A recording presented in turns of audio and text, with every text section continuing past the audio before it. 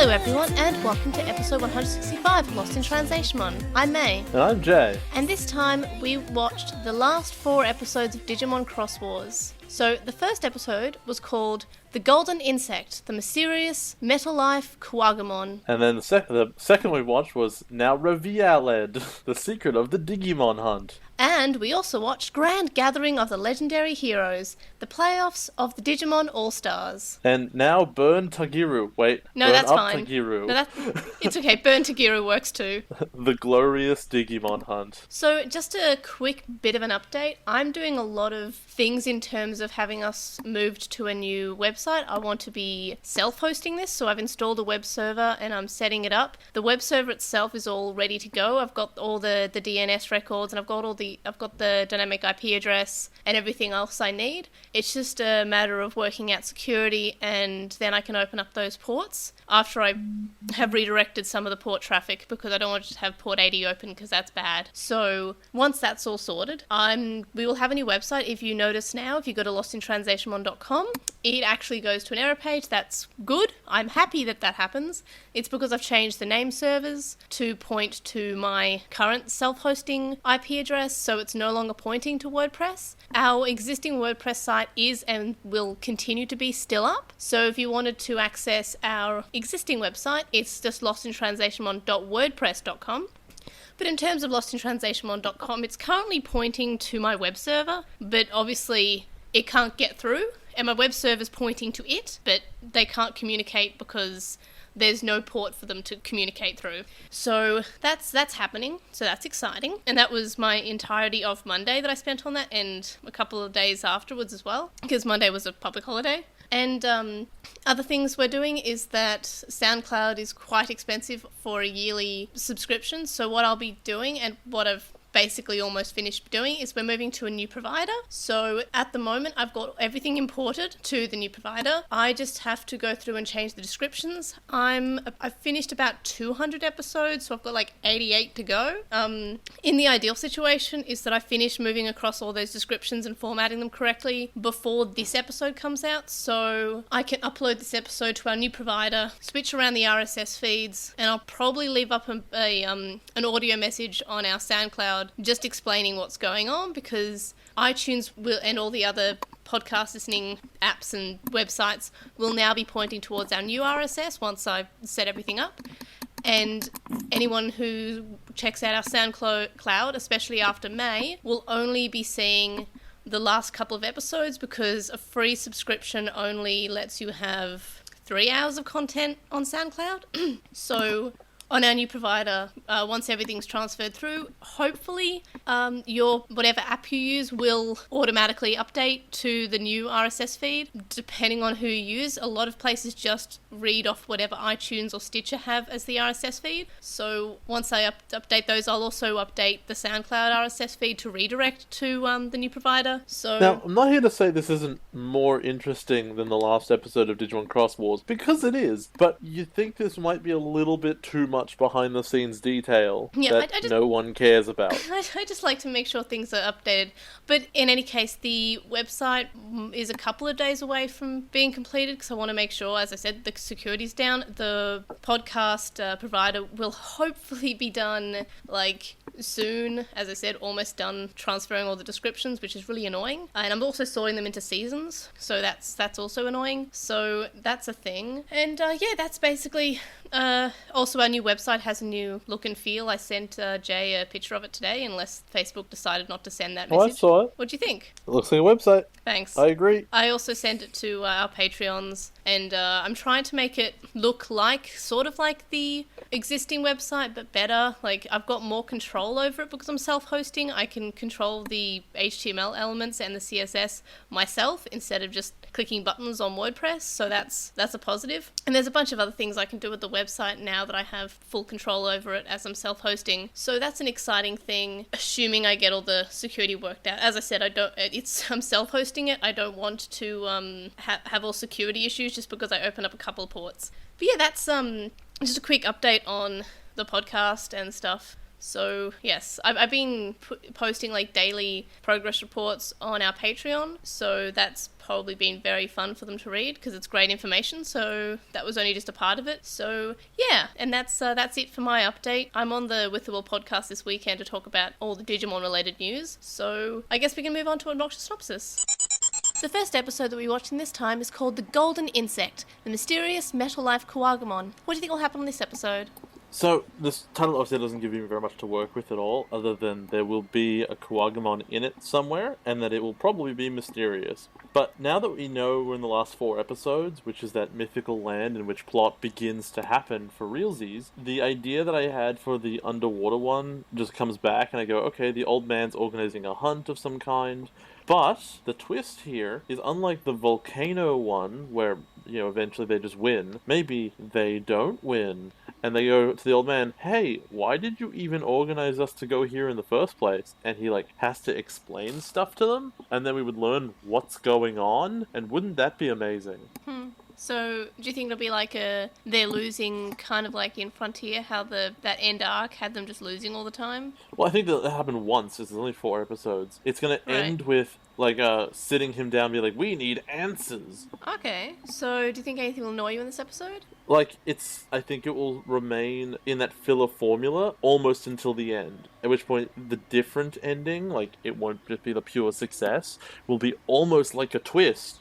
But the most boring twist you could possibly imagine. Okay, and do you think it'll be a good episode? I don't think any of these will be good. What rating? 0. They're all 0. They don't deserve that's a rating. Harsh. Okay, filler or not filler? It's not. We already know. That question should not be here. We have established that they're not filler. Well, what if I'm just putting this episode in, but the other ones aren't? Then, for convenience, I guess. I'm like, why would you do that? Well, we're going 3 a week, every week, and then... No, I know that. I'm just trying to figure out... You've said it 8 times over the course of of recording this season that the last 4 have plot in them. What if I miscalculated? Well, I don't know. I can only use the information I have. Good point. Should I assume you're a liar? Maybe. Anyway, or not rather... Yeah, you don't want that label. Yeah, rather than a person who is just wrong, I guess. I ain't calling you a truther.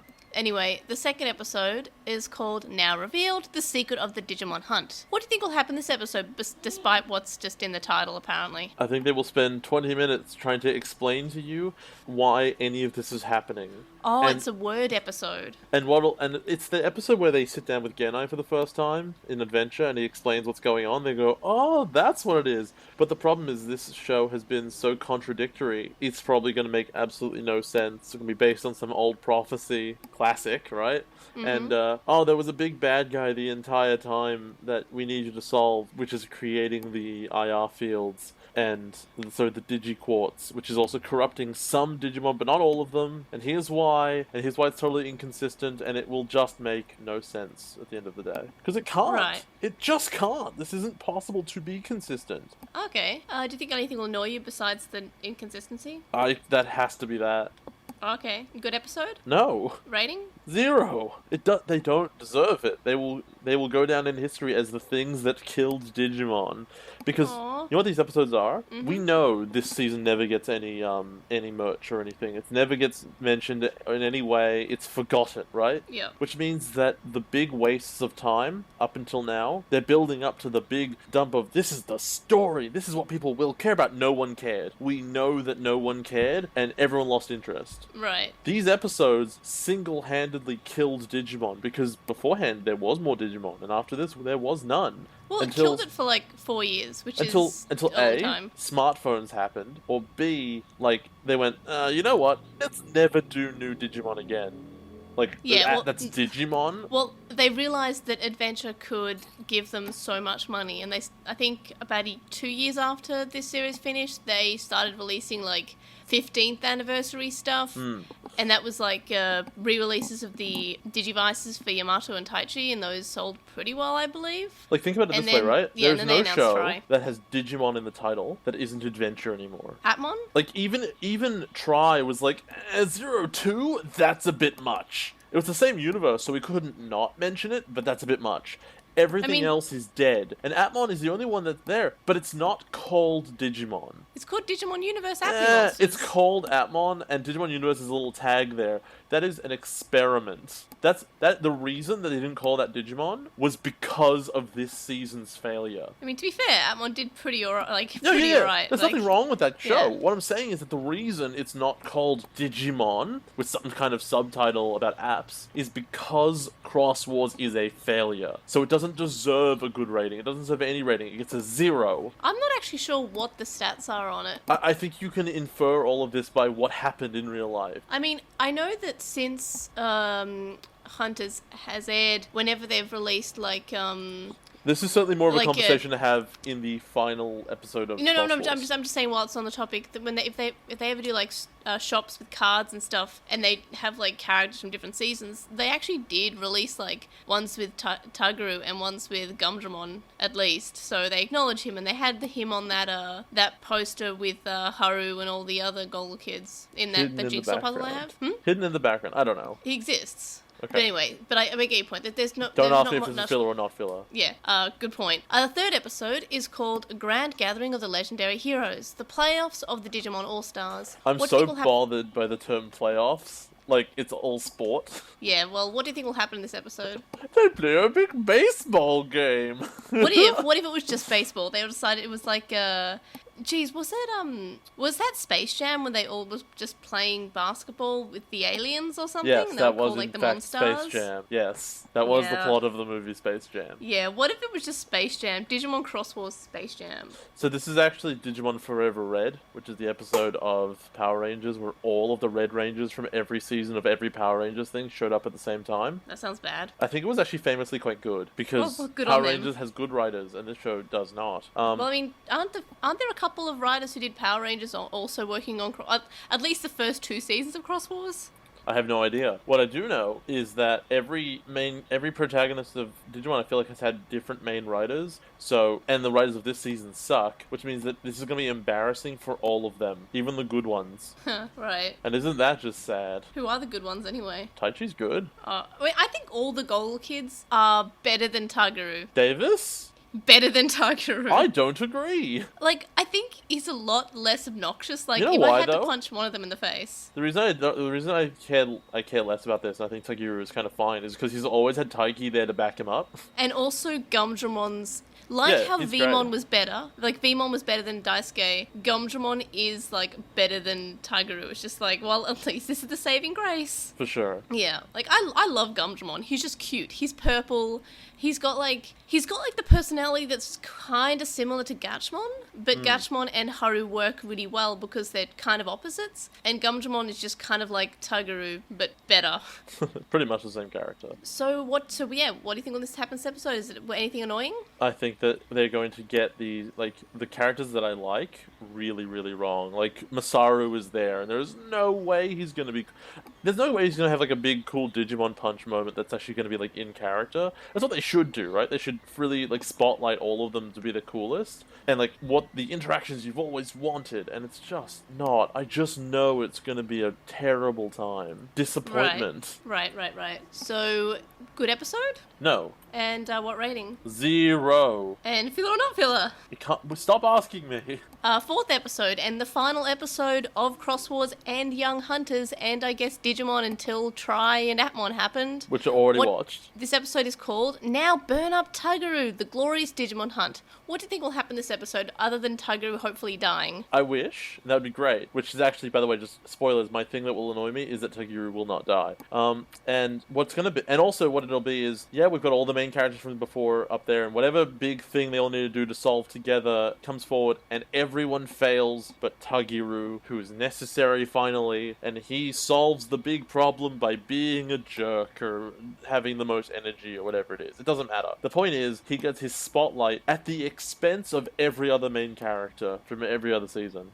Do you think anything will annoy you? Read back the last comments I just said. That's fair. Good episode? No, it won't be. What rating? 10! No more Digimon for me! Yeah! I'll be so happy. And just an additional question before we actually watch it. How do you think this will compare to other endings of Digimon seasons? I would be shocked if this didn't go hardcore, like, set up for another bit of a season. Like, there's no way this ends, like, oh yeah, and then they were all happy forever. It's gonna be like, and you wouldn't, what was it, what was the ending of, was it the ending of Frontier? Where they're like, and that's a story for another time. No, that was the end of Fusion. Yeah, and it was funny because while Cross Wars, yes, did get a third part, Fusion did not. So he said, well, like, and then we'll have another adventure, but that's a story for another time. That was funny. I think that'll happen here. Fusion ended very, very much like there is no continuation on from here. And then the Tamers was kind of like, there's a possibility that they meet again. Adventure was very much like, they'll meet again. 02 was like, this is final. There is nothing after 02. This is final. Savers was also very final. Then Try happened. You're like, there was nothing after 02. Yeah. Atmon was a similar ending to Tamers, where it's just sort of like, this is final, but there could be at least, a small story afterwards. And Tamers did have that story afterwards, had like the CD drama that came out last year, it had a movie. And Atmon sort of had like a hopeful end, but yeah. So do you think it's going to end like, and then we're going to have a new adventures? Or I don't think it's going to nearly finish. So you think that they actually wanted to do more despite not releasing any figures in this whole season? 100%. There's no way, the way the story has gone, that they wouldn't think, like, oh, it's a big setup for, like, a whole other thing, because they did a full, complete 2-season thing the first time. Part 3 isn't a conclusion. Part 3 is part 1 of 2. And so, filler or not filler? Oh, it's the most filler thing in the world. It'll show the entire season was pointless, but it's not filler in the context of Cross Wars Part 2 or whatever the hell. Right. So, before we finish our final obs-in for Digimon, any other predictions for the last few episodes? I bet I'm gonna be really unhappy while I'm watching them, but when it's over, I'm gonna feel so good. You'll be happy precisely once. Yeah, and you know what? Not worth it. But maybe still. Twice. I was happy twice. That's my estimate anyway. So I guess on to the show. Let's go. And I've lost Jay. Well, I'm just sorry, my brain died somewhere in there. Yeah, sorry. But yeah, I'm excited. I also set up a little script that'll send me an alert if my web server gets too hot. Great. So I can check that out. It's really fun. I like doing things. I've never really written anything super in-depth in Python either, so that was exciting. So we can move on to our episodes, which we're discussing all in one chunk, obviously. So for this episode, we'll be discussing all 4 of these episodes as one episode. We haven't done this for a long time because of Young Hunters having every episode being essentially a standalone episode. So this is something that's sort of reminiscent of what we were doing with Cross Wars, where we had every 3 episodes would be chunked together because we had to, because they were related. So this is exciting. We actually get 4 episodes that are actually related to each other. So that's pretty amazing. Yeah, that's what we're going to be doing. So yep. Full disclosure, I watched this yesterday. Yep. And I went from, and I have to make this clear, I was totally fine and healthy up until the moment I watched this, and then I woke up the next day horrendously sick. And so I just assume, it just makes the most sense, Digimon made me sick. That's a really fair assumption. I can see that. It was so bad that I am now unwell. Well, let me put it this way. Didn't have narcolepsy before the podcast. You know what? Once it's over, maybe you'll be normal again. No, yeah, I'm sure that's how narcolepsy. Well, I have to tell the doctors that it's not an autoimmune disorder. That's actually just Digimon related. Probably. We have to find the correlation of people with narcolepsy and Digimon and see if there's any relation here. And podcasts in general. Yes. I'll put up a quick poll. Does Digimon cause narcolepsy? Do you have narcolepsy? Are you tired? Anyway, so we may have a theory there about illnesses. It's unlikely it cause narcolepsy, but it could. Wouldn't that be the craziest thing? It would legitimately be the craziest thing. Yeah, actually, I would believe it too. Yeah. But unfortunately, narcolepsy is one of those things that they don't really know how it was caused. Just kind of happens. And the test for it that's not the sleep study is scary, and I wish I never looked it up because I'm gonna stick with the sleep study test. Thanks. What is it? You know what the cerebral spinal fluid is? Oh yeah. Yep. So narcolepsy is there are some receptors that I'm deficient with. And so they can check out what that count is but only by using the cerebral spinal fluid. Big ass needle. don't want to do that. Fair enough. They just stick one up your spine. You know, at some point it just stops being a needle and starts being a pipe. Yeah, it's just a pipe. I mean, they can find out everything. You're not scared of pipes? No, but I don't want anything. Anyway, the big thing, and what I'm saying is that if they drain it and there's just Keramon in there, we know what the cause was. Yeah, Digimon all day. Maybe Kuramon. That'd be because they're smaller. They'd be like beep beep beep beep jellyfish in my gross. But yeah, so sleep studies much better. I'll just have to hang out with Sleepmon instead of the giant Needlemon. Anyway. So episode 22, or episode 76, depending on how you look at the episodes, or alternatively episode 2, or episode 3? I could not believe when this began, and like, we got about halfway through it, I'm like, is it actually a filler episode? Yes. Were you trying to, were you telling me kind of the truth in the Obnoxious Synopsis? Like, oh, this is actually filler, and it just, it wouldn't make sense to do one episode of this and the last three. You to believe I was going to die. Because the actual plot showing up in the last minute was actually one of the coolest parts of the entire season, where Taichi tells him not to give up. No, I disagree in the sense that the thing that was actually the coolest part of the entire season... Masaru punching like 50 Vandemon? No, is the alternative plot that could have existed but didn't. Which one's that? The alternative plot, which is, and the most interesting thing about it is when Metal Life Kawagamon is talking to Kaneda and he says, look, I'm being hunted and it's awful. And they're catching us and they're like doing horrible things and they're like making us, not real anymore. And I thought, what if the story of Cross Wars and the reason that they've gone on and on about this hunting stuff is because the kids have accidentally been the bad guys the entire time? I would love that, and that's something that Digimon has not done. Like, there's never been that discussion of, are we the bad guys? Like, we've had the baddies. We've had like the thing of like, but we don't want to kill the Digimon. They've had that discussion, but they've never had, are we actually the bad guys? Is what we're doing wrong? No one's ever had that because the good guys have always been the good guys and they've never deviated away from that. And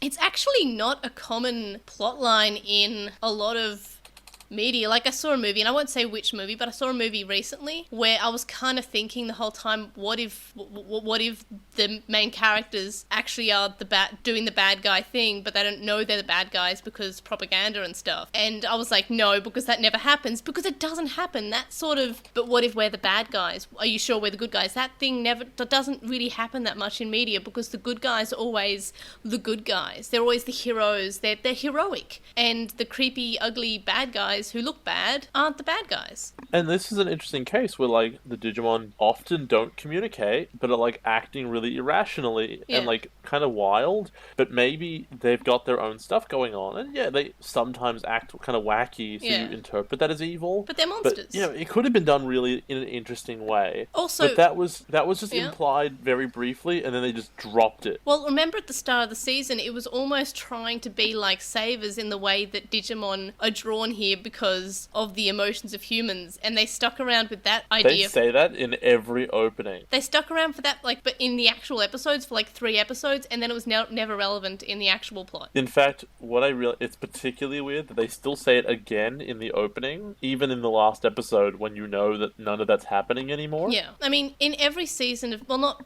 I'd say definitely in Frontier, and I think... No, maybe just in Frontier. We had that discussion of, are they just writing this week by week?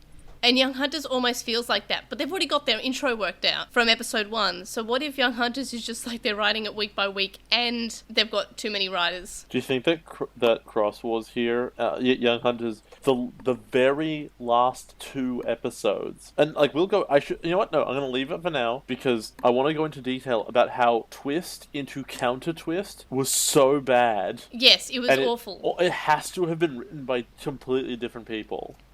But let's just go through this kind of like bit by bit, shall we? Yeah. Because there is actually like an opening filler thing where like there's this golden stag beetle. I just want to point out that the start of the episode, I thought I was watching Atmon. It just felt so Atmon-y. Like their GPS signal was suddenly lost, and there was a big shiny bug thing. You know what the most Atmon-y thing is in the world? Yeah, the AR When field. you see Tagiru's mom. Yeah, I kind of love her.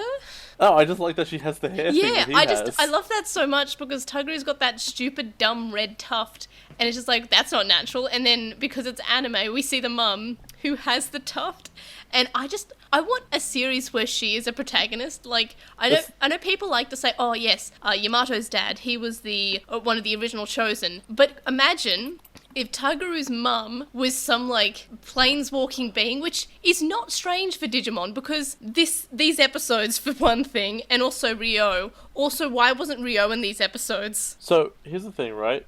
Like, this is the most modern anime thing in this entire show. Is her hair. Yeah. Everything else makes this show feel like it's from the early 2000s. Would you agree? Yeah, but the animation is kind of nice. The animation is pretty mediocre. Keeping in mind... They step up the quality for like 5 seconds, and it's just to show Ruki and Mimi.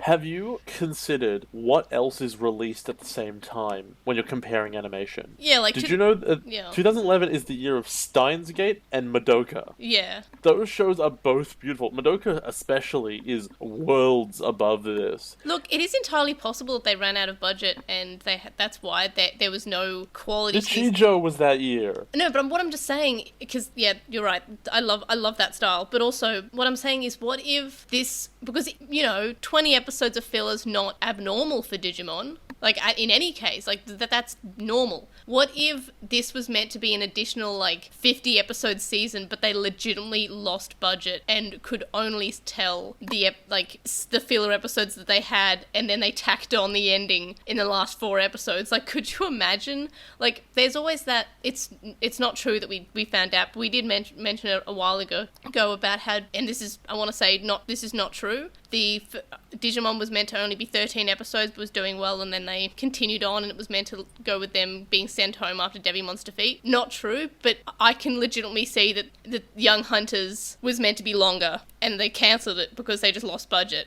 Could you imagine? Like, the only reason I don't believe that is because you said that it was doing well. Well... There's no way it was ever doing well. No. I'm saying it wasn't doing well, but they had planned for 50 episodes. No, but could you imagine?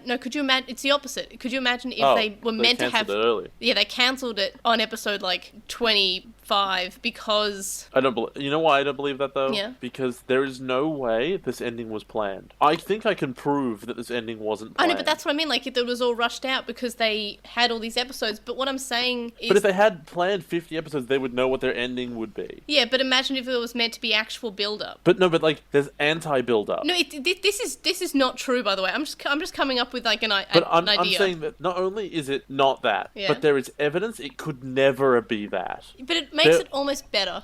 I don't even know what you mean. If you think that they were meant to be episodes. Maybe. I'm just saying, because 20 episodes, that's normal for filler, except if you're Frontier, where you put all your filler in a 30 episode time. Anyway, so there was actual things that happened in this episode. So Tiger is bored and he's saying, "Oh, I'm sad because Digimon haven't been killing people lately." Which is basically what he says. He's bored that there are no Digimon to hunt. And every time that there is a Digimon to hunt, it seems to have almost killed someone. So, almost, though, is the key word. So it didn't. Just kinda. I know, but it just seems like a horrible thing for him to say. It's like, does a police officer says, "Man, I'm sure sad there haven't been any murders lately." I'm 100% that was a line in Brooklyn Nine-Nine once. I wouldn't be why aren't they committing crimes? Yeah, I think, yeah, you're right. But what I'm saying is, I'm talking about real police officers. Man, why can't there be some assaults or, crime? A police officer should say, "Man, it's really good when there's no crime." And Tiger is sitting here talking to his Digimon, by the way, which is, he should just be excited that he's got, a purple dinosaur friend. And he's just wanting there to be Digimon to hunt. And also, it's like he's saying this like there is an entire world full of Digimon that he could just go to and hunt there. Yeah, but he like the police, he needs a vague excuse to go beat things up. Not very much of an excuse, but some. Team Rocket never have that. They're just chasing Digimon in the AR field because they can. So, because he's an anime character, he's on the roof of the school. And you know what's really convenient? The fact that the giant beetle happened in a mountain just opposite the school, like that you can see from the school building. Well, everything conveniently happened in, like, around Tokyo. Yeah, well, that's because Tokyo. That's where the giant monsters go, right? I don't know, they could go to Osaka sometime. I don't think giant monsters have ever been on, especially in Digimon, I don't think there's been an Osaka season. It's always been, like, fairly, Kanto region. Like, they've never been to Kansai, I don't think. The closest we've gone is Miyako went to Kyoto one time. Dude, I don't know the areas of Japan. There's, like... Well, I'm not asking for a lesson. Yeah, okay, good point. Anyway, I already gave you your IT lesson for the day. So... And I already forgot it for the day. There's a bug hunter there, like, and he's not a Digimon hunter, he's just a bug hunter, and he looks like a Pokemon bug catcher, but that's because... He specifically gets angry about the word hunt. I would call him a bug enthusiast. Yeah. I kind of like him because he's excited over a hobby, and I'm not sure if bug catching is still popular. He's a crazy person. I know, it's a hobby, it's fine. All hobbies are a little bit crazy. No, I don't mean about this. Like, the way he basically threatens Tagiru at school. Oh, he is just an awful person, yes. He is. You don't like him, he's crazy. Oh yeah, he's awful. But to be fair, Tagiru's awful, and I'd also assault him at school too, because I don't like him. That's really fair. Yeah. So, what I noticed just from this opening is how simple the Japanese is in this episode, or maybe it's been all of them, but this is the first time I actually listened, and I was just like, oh my gosh, I can understand this. This, like, and I'm used to watching Terrace House, where, like, it's more grown-up Japanese, so I'm just kind of like, I don't know all the words, but in this episode, I was just like, I could just be watching this without subtitles right now. It's super not complicated, and I'm like, oh, this show's for babies. Whoops. Like, it'd be interesting going back and seeing what I can actually understand now. Anyway, so they go to the Digicourts, they can't find it, so they come back tomorrow, and Team Rocket are also there, and Roma says he doesn't catch that many Digimon because he wants to keep track of their data easier, and Ren just caught his 100th Digimon. I want to point out, since when is this fact about Roma relevant or true? Like, at the start... When they say he only has a few Digimon? Yeah, but he said that he was like, oh yeah, I have like 4 Digimon. Why was he so bloodthirsty in, like, the first episode that we saw him? So there is an argument to be made that this is setting up the thing later. Yeah. When Metal Life Kawagamon is like, oh, I got captured and, like, part of me was sacrificed, and there's Digimon that are being sacrificed. So the idea, and this idea is wrong, and I will prove it to you. Yeah. But the idea is that Ryoma is capturing Digimon and then sacrificing them to Quartzmon. Yeah, but he still want to capture them. He's in LiT. But the idea is that he only keeps so many, and those are the only ones that his friends would see. Yeah. So this line on its face makes sense until you remember the episodes where Ryoma stands there and just hands a Digimon over after capturing it. Yeah. Like, I don't even want this one. If his plan is to capture as many as possible and to sacrifice them to Quartzmon, his previous actions are nonsense. Because, and this is an important theme, they did not plan this ending. Yep. I cannot be convinced they planned this ending. Another thing is, for some reason, I thought that, and I'm completely misremembered the swerve where Rom is actually evil. For some reason, in my memory, Ren was the evil one. I can see why you remember that, but at the same time... Are we forgetting the fact that he was just assaulting people for fun? Well, like, I guess the question then is, like, what did you think Roma was doing in this show? Being Yamato. But he doesn't do that. He does it badly. And it's so weird that they set up this, like in the next episode, I think, they set up this, like, counter-rivalry between him and Tagiru. Like, there was any sort of relevance there. And there's no reason you couldn't have done that right at the beginning of the show and made him this, like, super fan. Because this secret information has no reason to be secret. It doesn't make him vulnerable. It doesn't tell you anything negative about him. It actually just makes him more trustworthy to the good guys, which would put him in a better position to betray them later. So he goes from a bad guy to a good guy, and then to a bad guy again for 5 seconds before being a good guy again. Yep. Got whiplash, gotta be honest with you. So this storyline of this golden bug basically ends with Kaneda catching it, and then it's a bit of a robot, because it's actually part of Metal Life Kawagamon. And then there's, like, a fight. No, Totally irrelevant. That was a different Digimon that they caught. There's some other things that happen, like what? when... No, it's reconnaissance unit. No, that's later in the episode. You missed the scene where it is, yes. they're in the school. I just don't care. So what I noticed is that the animation drops because all of a sudden Taiki and you are like 3 heads taller than Taiguru. Like, it's weird. I agree. And, so, the bug guy accidentally goes to the Digicourts because they're hunting, and of course he does, because why not? And the bug shows up and the big bug guy is actually great at chasing and capturing with the net, so he catches the bug, and we find out that it's a fragment of a Digimon's body. And when this Digimon showed up, I completely forgot that this Digimon existed, and it was just like, what a weird design, but I kind of love it. So the bug guy just passes out. You mean it has a Metabot? Yeah, he's a Metabot. He's just Bumblebee. That's his name, Bumblebee? Hold on. The main character in Metabee. Find out. No, Bumblebee is the one from Transformers. But I'm pretty sure in Metabee, I think. Metabee, yeah, that's it. Yeah. I mean, it's been a while since I watched it, but I think it was Metabee, and the other one was like Rakusho or Kabuto or I don't know, something. Edgelord White. Right. He looks like every Edgelord. Anyway. Yeah, it's Kabuto, that's true. Yeah. I think so. Something Kabuto, the Kabuto is the medal he has inside him, I think. Yeah, but then there's the silver and black one. I don't know. I don't remember anything from that show. I think the girl had the nurse one, and there was some bullies that just like looked like generic 90s kid show bullies. And it was... It's Sumilidon. Such like a display of the 90s. Anyway, so yeah, the bug guy passes out and he's taken hostage because Metal Life Quagmon doesn't want to be caught. And then we get the eye catcher, which is Jokamon, and that's another kid designed Digimon. So I really like these kid designed Digimons. Like, they must be so pumped. It's great. So Team Rocket show up, and Roma knows about this Digimon. He wants to join Crossheart, and Taguru blames himself for the bug guy, who I don't think I even caught his name because I just didn't care. And Kaneda. Yeah, Gesundheit. So Iris says they have a strong sense of duty. Metal Life Quagmon apologizes to the bug guy while this is all going down, and he says he wasn't afraid of the hunters, but he's afraid of something else. Taguru and Kaneda, there we go, I did catch his name, are friendly because they get the same personality when they're hunting, because they just get like very tunnel vision in terms of when they want something or when they're hunting. Metal Life Quagmon can't actually be caught because he has no data and he's just a shell, which is just like, it's sad that he's actually dead, but this is like, I just realized we haven't actually seen any Digimon die in this season. This was the point where I was really hitting the theory, like, okay, so he's afraid of being hunted, and like, when he's hunted, he got basically killed and he became the shell. What happened there? And I go, oh, well, the old man is the one who's like made everyone hunt for whatever reason. Is it possible that's somehow like evil and damaging? And then it became immediately evident because like, oh, one of the hunters is evil specifically. And I go, okay, well, it can't be the case then, because if it was meant to be kind of like secret that one person was doing it, he wouldn't have gotten all these big good guys to do it and handed out all these cross-loaders. Right. But it's just sending you on all these different ideas, because none of them actually matter. They're just words that people are saying, because at the end of the day, it's totally irrelevant. I wish you were right in your assumption, because that's so much better than anything that has ever happened in Digimon except for Atmon. And certainly it's better than anything that's happened in this terrible show. And then I guess he gets blasted by a giant red laser. Yeah, when he's about to say what he's scared of.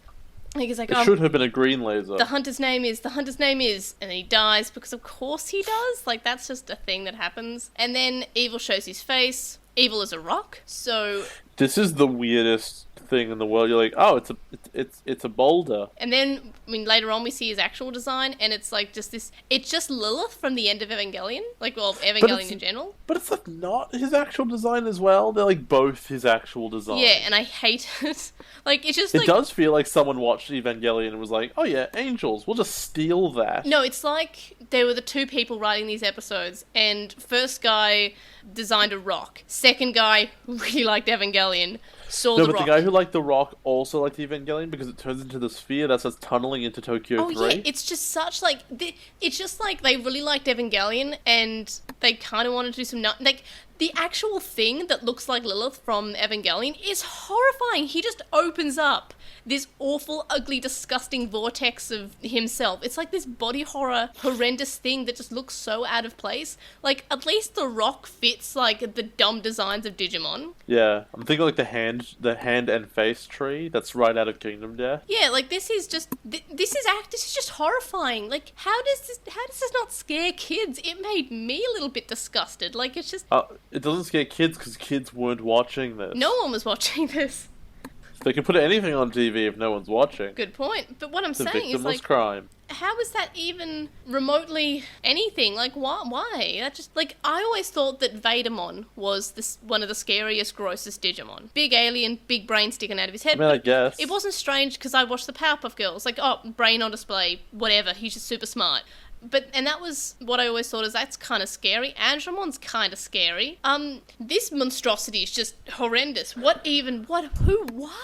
Who likes Evangelion? I mean, nobody really. I like Evangelion. Not anymore. Nobody. Well, it's coming out again on Netflix and they're redoing it. Oh, well, you're a nobody. Oh, ow. So what was happening this episode? Oh, yes, some things are happening. So Taijuru and Arrestamon are caught by Evil, and who's a rock, by the way, and he's told not to give up. And it's Taichi and Masaru, yay! And it's kind of cool when they show up, admittedly. Masaru does not punch the rock, so it's a complete waste of opportunity. Yeah, but that's because, like, I'm sure there's a wrestling reference in there somewhere.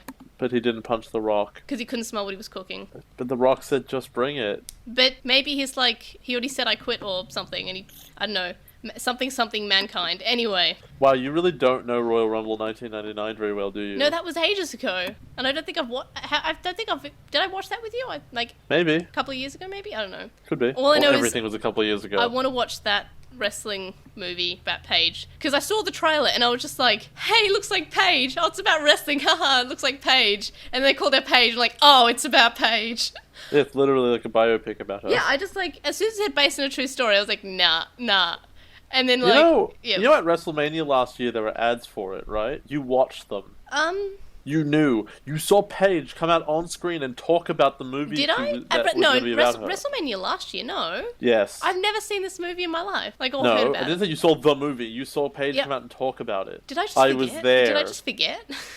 I must have just forgotten because, like, it was just a surprise that I'd never heard about before. So basically, it really felt like Taichi and Masaru's voices were wrong. I had to look it up, and Taichi's voice actor was at least the same one. Although I guess it's many years later. Yeah. Well, they might have lost the voice. Could be. And then I guess they helped Tagiru, and then the power of friendship makes him an evolution. Evolve. It's a mode change. No, I like that the gold band appears because that's something that I was asking about. Like, does Arrestamon have the gold band? You're like, oh yeah, he probably does. Apparently he doesn't. The gold band is like never explained. No. I mean, no, it is. It is. It has the Digimon who was like, I'm going to take you out of prison, but here's this gold band. In the Betsumon episode. Oh, but that's not explained. Also, that Digimon is never explained. They never came back. She's some priestess or something. She's in the But Digimon. she never came back. I forgot she existed. Oh. But, like, take this ring. Why? I don't know. And then it's never ever brought up again. Like, obviously it's effective here, but we don't know why. It's not explained in any way. It's just used. Yeah. So Arrestamon becomes Superior Mode because they couldn't come up with another name because it's not evolution in this season. It makes it this, like, it's trying to make this big dramatic moment that Arrestamon is fighting this rock. But, like, you have to understand the stakes for this fight are hilariously low. Yeah, and also this rock, the rock just showed up. It's the first time it's shown up. It's been on screen for 2 minutes, and you're meant to think, finally, it's gonna get its comeuppance. Like, even when the big bad of Adventure, Apoclymon, showed up, that meant more because the kids were all, like, eaten, basically, and went into a hole of nothingness. Yeah, at least there was like this is what will happen if you don't beat him. No, it's kind of like, when Venom Vandemon showed up in 02, I felt that was a kind of weird ending.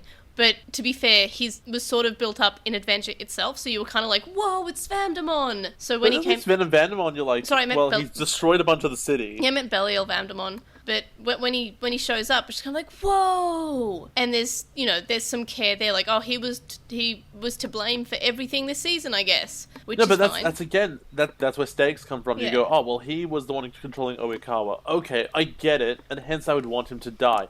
Yeah. What has the big rock done? Actual fact, even if you roll back what has happened this episode, the Metal Life of Kuwagamon said an evil hunter is the one who's been sacrificing me to an entity. So what does this rock have to do with anything? Who cares? But the thing is, I just realised that all seasons of Digimon, except for Cross Wars Part 1 and 2 and Atmon, have randomly pulled out a big bad in the last, 4 episodes. Who was the big bad in the last 4 episodes of Tamers? D-Reaper. That was not the last 4 episodes. The D-Reaper, they were fighting for, half the season. No, the D-Reaper... Okay, the D-Reaper first sort of showed up in episode 36, but they were actually fighting it in, the last couple of episodes. But I'm just saying that... Yeah, that's fine, because you'd built it up for ages. Yeah. It's not like a Pokemon who no one had ever heard of until he showed up. That's the point. The point is you don't have to have been fighting them actively for a bunch of time. time, but you have to kind of, like, know the fight is coming to anticipate it, so that when the payoff happens, it's interesting. I mean, I think Adventure did alright. No, Pokemon was a nobody. The Dark Masters were interesting. Specifically, Piedmon was interesting because he'd been built up for ages. Yeah, and he was also built up implicitly because he was the boss of the other Dark Masters, and you're like, well, they're strong. Remember how he spent like 4 episodes just walking towards them? I couldn't say that specifically. He was like walking towards them, laughing, like really uncanny valley, like taking one step at a time and kind of just smiling. That was horrifying. I don't think that happened the way you're saying it happened. And no, I think the dub even pointed out, it's like, is he gonna like go any faster?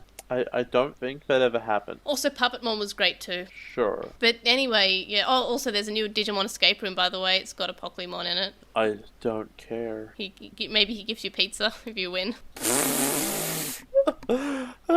So basically, they beat up the big rock. Great. Yeah.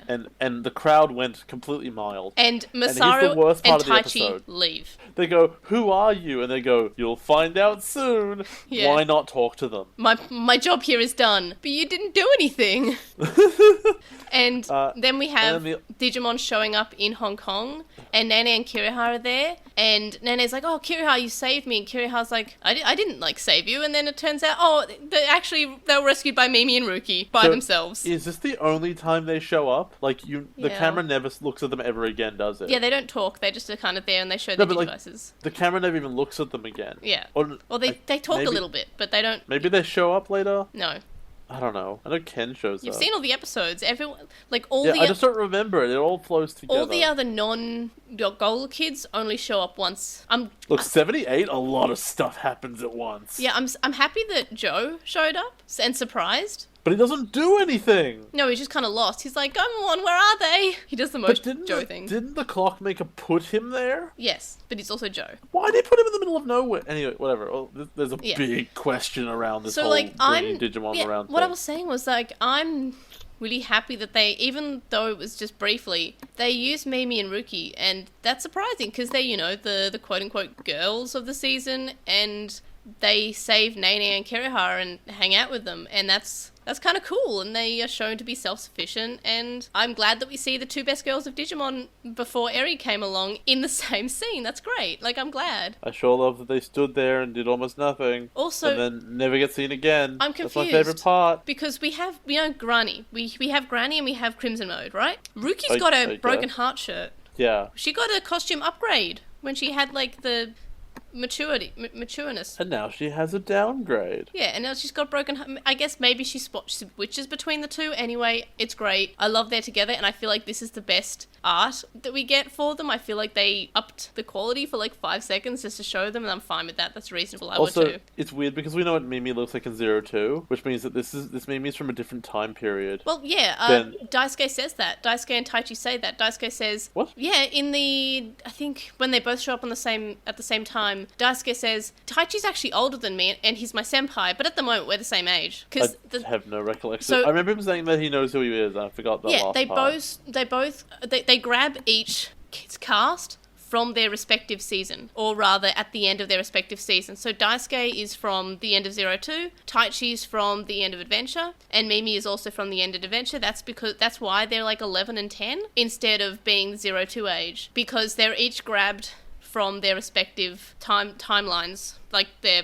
time periods when they were heroes. Because it's arguably saying that in Adventure 02, since Daisuke was the hero, we don't need to grab Taichi from that era. I know this is like impossible because it didn't exist, but wouldn't it have made more sense to grab the Taichi from the end of Tri? I mean, yes, but also, I was about to say, wouldn't it be better to grab Taichi from V-Tamer?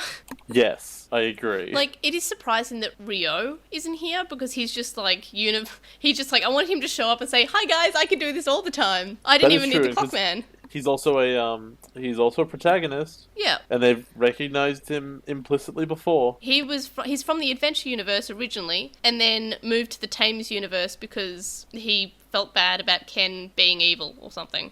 Because that was a thing. Yeah, I mean, like, just acknowledge Ryo again. Tame has acknowledged him a little bit. Actually don't. He was terrible. He's fine in the WonderSwan games. Yeah, that game that no one played. So yeah, Rom is definitely being evil. He's got the super evil, like, I'm evil face going on.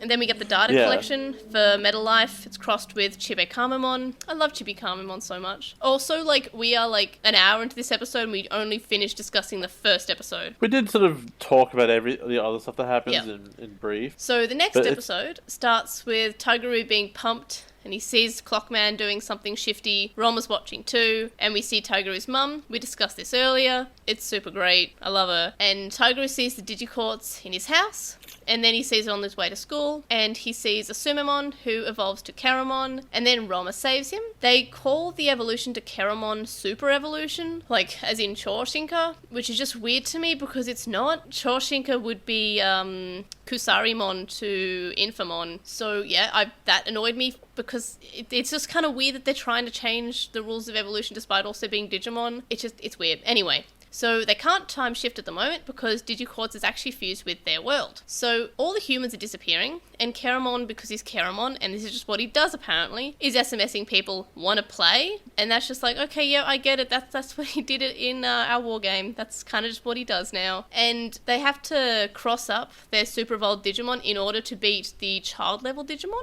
which is... There's like no reason for this Digimon to be here, is there? No. Like ultimately, it's actually just like, he's just here for the reference. Yes. They're bringing back the adventure bad guys. They brought back Vamdemon, Venom Vamdemon, and in the Belial most Vamdemon. Insulting way possible. Yeah. Remember when Vamdemon was the arch enemy of like 2 seasons? Now he's a goon. Yep. There's a million of him and he's a random goon. Though, like, I love Diaboromon showing up whenever he does because I just really like Diaboromon and his evolution.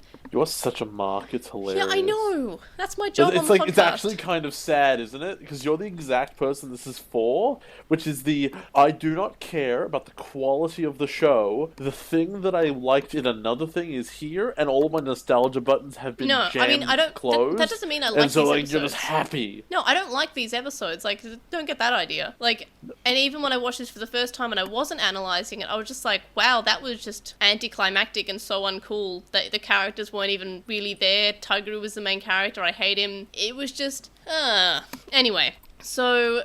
Keramon evolves to his adult form, Chrysalimon, and Roma apparently saw Taiki and fight Tactimon, and it's just, I think they forgot how things were aligned because the part of the fight that he references seeing is before everyone was stone, like, but then he says it's, like, people don't turn for stone after what he saw, but the part that he's actually seeing is the part where they're already all stone, because they turn to stone pretty quickly in that part. So it's really weird. And then he went into a hole and he disappeared until the finale of Cross Wars, which I guess kind of makes sense because you could say that he was in the digital world or the human world and time moves differently and whatever, but it's really weird. It seems like they messed something up. So we find out that Roma actually wanted to be like Taiki as well.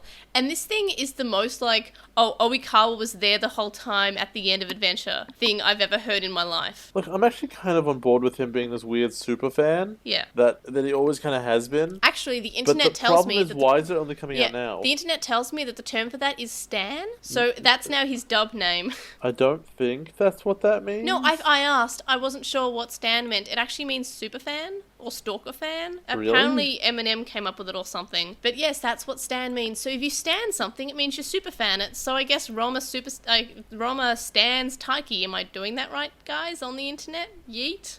Oh, apparently. I'm upset because I am slowly seeing myself not being down with the lingo. It is very difficult for me to explain what yeet means. It's like but throwing... I'm pretty sure I use it correctly. It's something that you throw. I'm not asking. But something can be yeet. I don't know.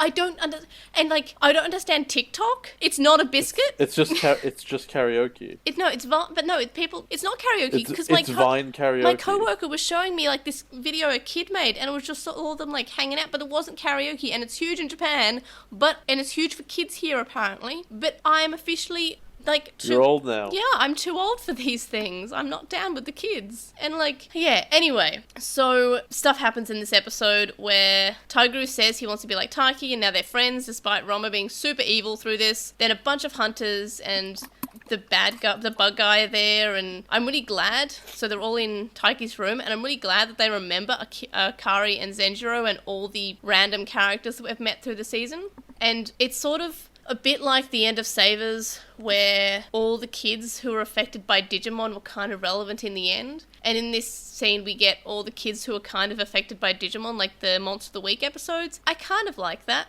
So Rom is sitting there and he's all like, well, there's a traitor. And then they all go to find Clockman, and he gets caught by the hunters. And it's like really fast too. They just know exactly where to look for him in a city. Yeah, it feels like they didn't have enough time for this episode, so they just put everything in about 5 seconds. So we see that the Diaboromon is now an Infamon, and then Iru says the saddest thing ever. Iru's like, Infamon, the worst Digimon alive. And I'm like, get wrecked, Infamon! At least he gets to be alive. Yeah, but, like, hurt. Anyway, so all the humans are caught and becoming data, and Roma and Tigru double-cross, which is hilarious, by the way, because there's just a scene where Taiki's like, hey, Roma, want to double-cross? And guess what happens in an episode? What? He double-crosses! Oh, yeah. That's that joke we always made. Yeah, it's so funny. And I think I made a post about this today, I'm assuming it sent, and it was the scene of, like, Tigru saying to Roma, hey, want to double cross? And Roma's saying, yeah, sure. And then the next 2 clips are of when he double crosses. He's just like, it's really annoying that all 6 of you are here together.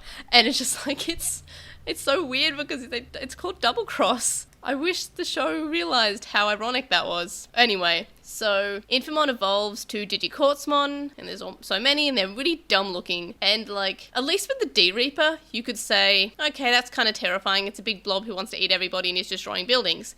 In this one, it's just a dumb rock with a dumb face that's glowing. Look at me, I'm a rock. Like, I get it, quartz, it's in a clocker, but it's like, no, what, no. Like, it's but, like, dumb. The fact that it's in a clock means nothing, because the watchmaker didn't make this happen. No.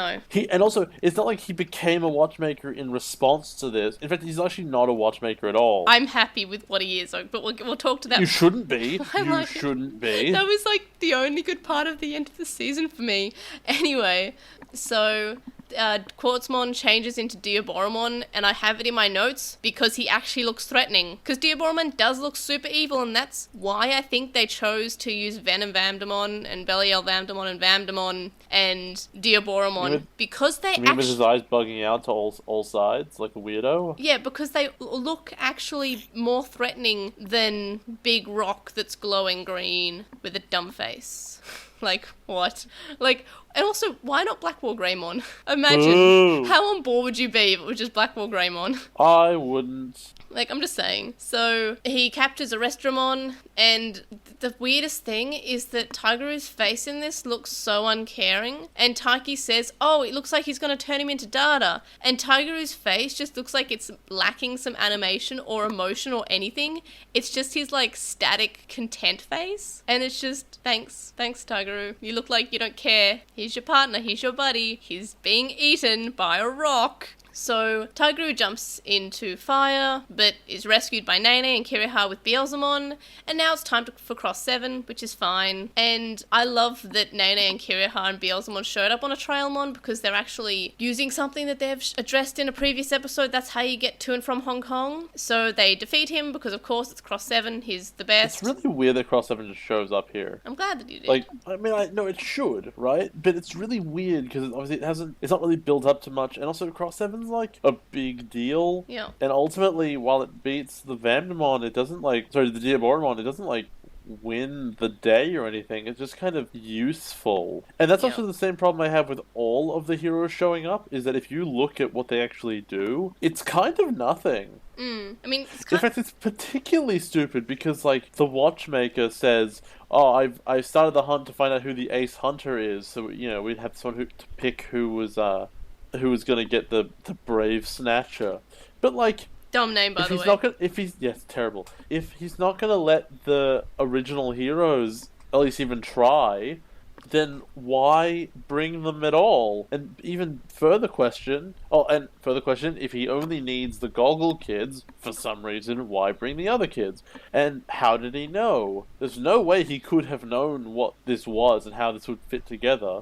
And, like, why is it only one person can fight the bad guy at the end of the day? Can't they all fight together? Would that not make more sense? I mean, it's very different from other seasons where it's always been the last episode is that you all need to work together to do the big combined attack. And the big combined attack is just giving all your power to Tigeru, which I hate. Which is what happened. Like, it's meant to be the big finale fight where you're all working together. I hate the fact that it makes the only main character relevant, and Frontier had this problem too, that only one, at least Frontier had the dignity of having two characters. This season, just like, Tiger is the only one that matters. Remember how he had the whole, like, storyline with his dead Digimon because he was evil? I actually got to the end of this and thought, was he in these episodes? He was there. He helped Cross 7 form because they can only have, like, 2 Digimon out at once. But besides that, like, no. Like, he was super, like, important. We had a whole arc about him. What about that weird Iru girl stalking him? I don't know. The writers don't know either. So they defeat him, but Diaboromon comes back. He's actually a temporary Digimon made by Quartzmon, who's made out of the Digiquartz because he's a clock. And we get the introduction corner. It's Infamon crossed with Pillowmon. Super cute. I love it. I love the introduction corner, but it could be better. It could, instead of being done with Clockmon, it could just be done with Monitormon, who has only been in this season like once, and that is really upsetting.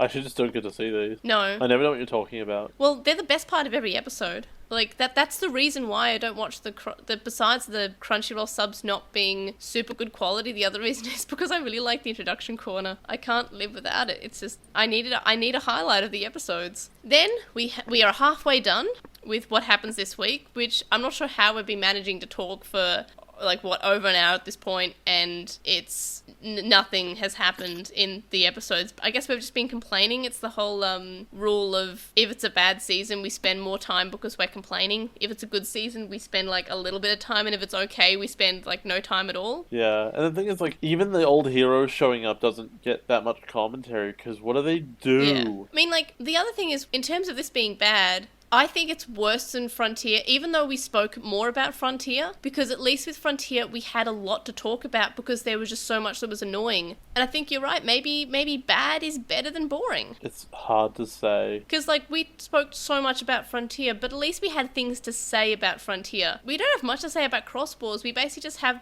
what do you think? It was bad. Why do you think it was bad? Because it was bad. Anyway.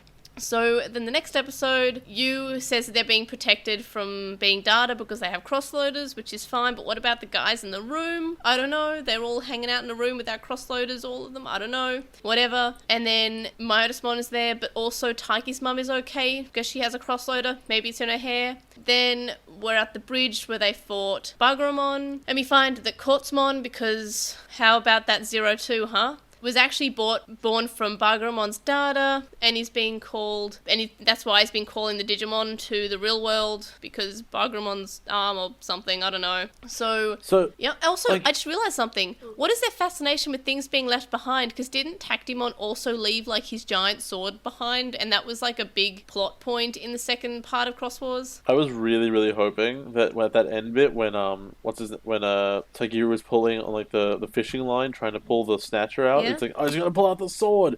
He's gonna pull out the sword. It's gonna be sick. Yeah. And then he didn't. Yeah, that would be cool. But I think the sword was destroyed or something. I don't know. But the writers probably don't know anyway. So why would they know? Kiriha was asked to fight overseas because Clockman told him to, which is annoying because then again, why is Nene in Hong Kong? Because she wants to be an idol. Why wasn't she put somewhere? She is just as important as Kiriha. Why wasn't she moved somewhere because she was told to? Why did she not pipe up at this point and says, I actually lied. I didn't want to be an idol. I was told to be here by Clockman. Why? Remember how I said, why is she so, like, upset that her dad won't support her in this random change of personality that she has? What if there was an actual reason? And I even said that in the episode. Why was there an actual reason? No, we find out in this episode that Kiriha was moved. She wasn't. She just wanted to have a midlife crisis at the age of 11. She didn't get included because she wasn't good enough. But she's so good. She's a completely different character from the character we knew in the rest of Cross Wars. Anyway, Clockman says that there were 6 leaders that saved their world. Taiki's one of them, and that's why he wasn't allowed to join in. I hate this. I hate it. Why wouldn't he be allowed to join in? Because he was meant to wait until the end like the rest of the main characters. I don't know, they're pulling it out of somewhere. So many Myotismon are now descending upon them, and Akari... Actually, now is a perfectly good time to bring it up. Yep. So the excuse they give at the end for why the hunt happened at all was to protect Digimon from Quartzmon. Yep. Would you agree? No. If that's not the excuse they give? No, I don't remember. I don't think so. I'm like 100% that's what he said. That's why... So what is the hunt for then? Oh, yeah. I feel like that wasn't legitimate. Well, like... If the hunt was to protect Digimon by putting them here instead of letting them get fed to Quartzmon, why wouldn't he let the people who would be the best at it go do it all the time? Because they're not the main character for this season, I don't know. But he doesn't care about that. He doesn't know that. Yeah. Okay. Yeah, no, I have nothing to say. Like, it's not good. This is why the ending doesn't feel planned, because, like, there's no way that excuse for why the hunt is happening would, like, ever hold up. Yeah. Like, I'm not gonna say it's a good idea, it's like maybe they just wanted to monster hunt or something, I don't know. So, Akari and Zenjiro get crossloaders, which is fine, and I like the fact that they're given Ballistamon is given to Zenjiro, because he has the most in common with Ballistamon, he was always tinkering with him, and then Darulamon and Cutemon goes to Akari. This makes more sense in the manga, where they are given crossloaders fairly early on, and that's just their Digimon that they have. I think. And I know I'm glad that they're finally able to be included, but I wish that they had crossloaders from the start and not in the last 2 episodes. And they never do anything with them. Oh no, they make the Great Cross. Because remember, there's that stupid rule about not only being able to have 2 Digimon.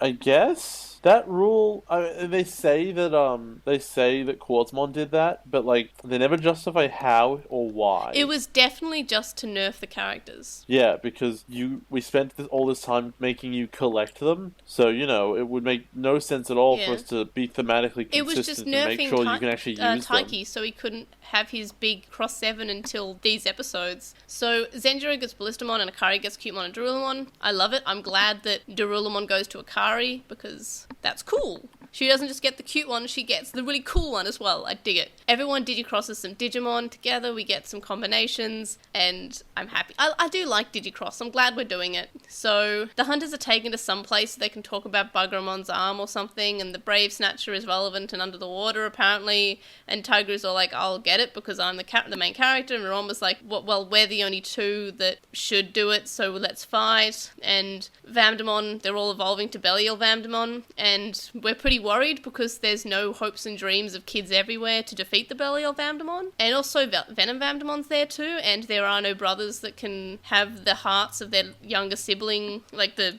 cross, I don't know, whatever that light of arrow thing going through their hearts was. There's none of that. There wasn't a prophecy. How was there not a prophecy? There was no prophecy. And Clockman says that Rama won this fight, so he'll get the Brave Snatcher. It's still a stupid name, by the way. And then Masaru sees everyone struggling to fight the Venom Vamdemon, so he does the World of Solid and punches them straight in the face. And it's great. And he does he punches 4 of them, and he works together with a Mega Shoutmon, and it's amazing, and it's the best part of the episode, the end. It is easily the best part of the episode, that is correct. I'm so happy because, and I believe I wrote this in the No Jays Allowed chat. Okay, so this is something you said in Obnoxious Synopsis, and I had to write it immediately and put it into No Jays Allowed.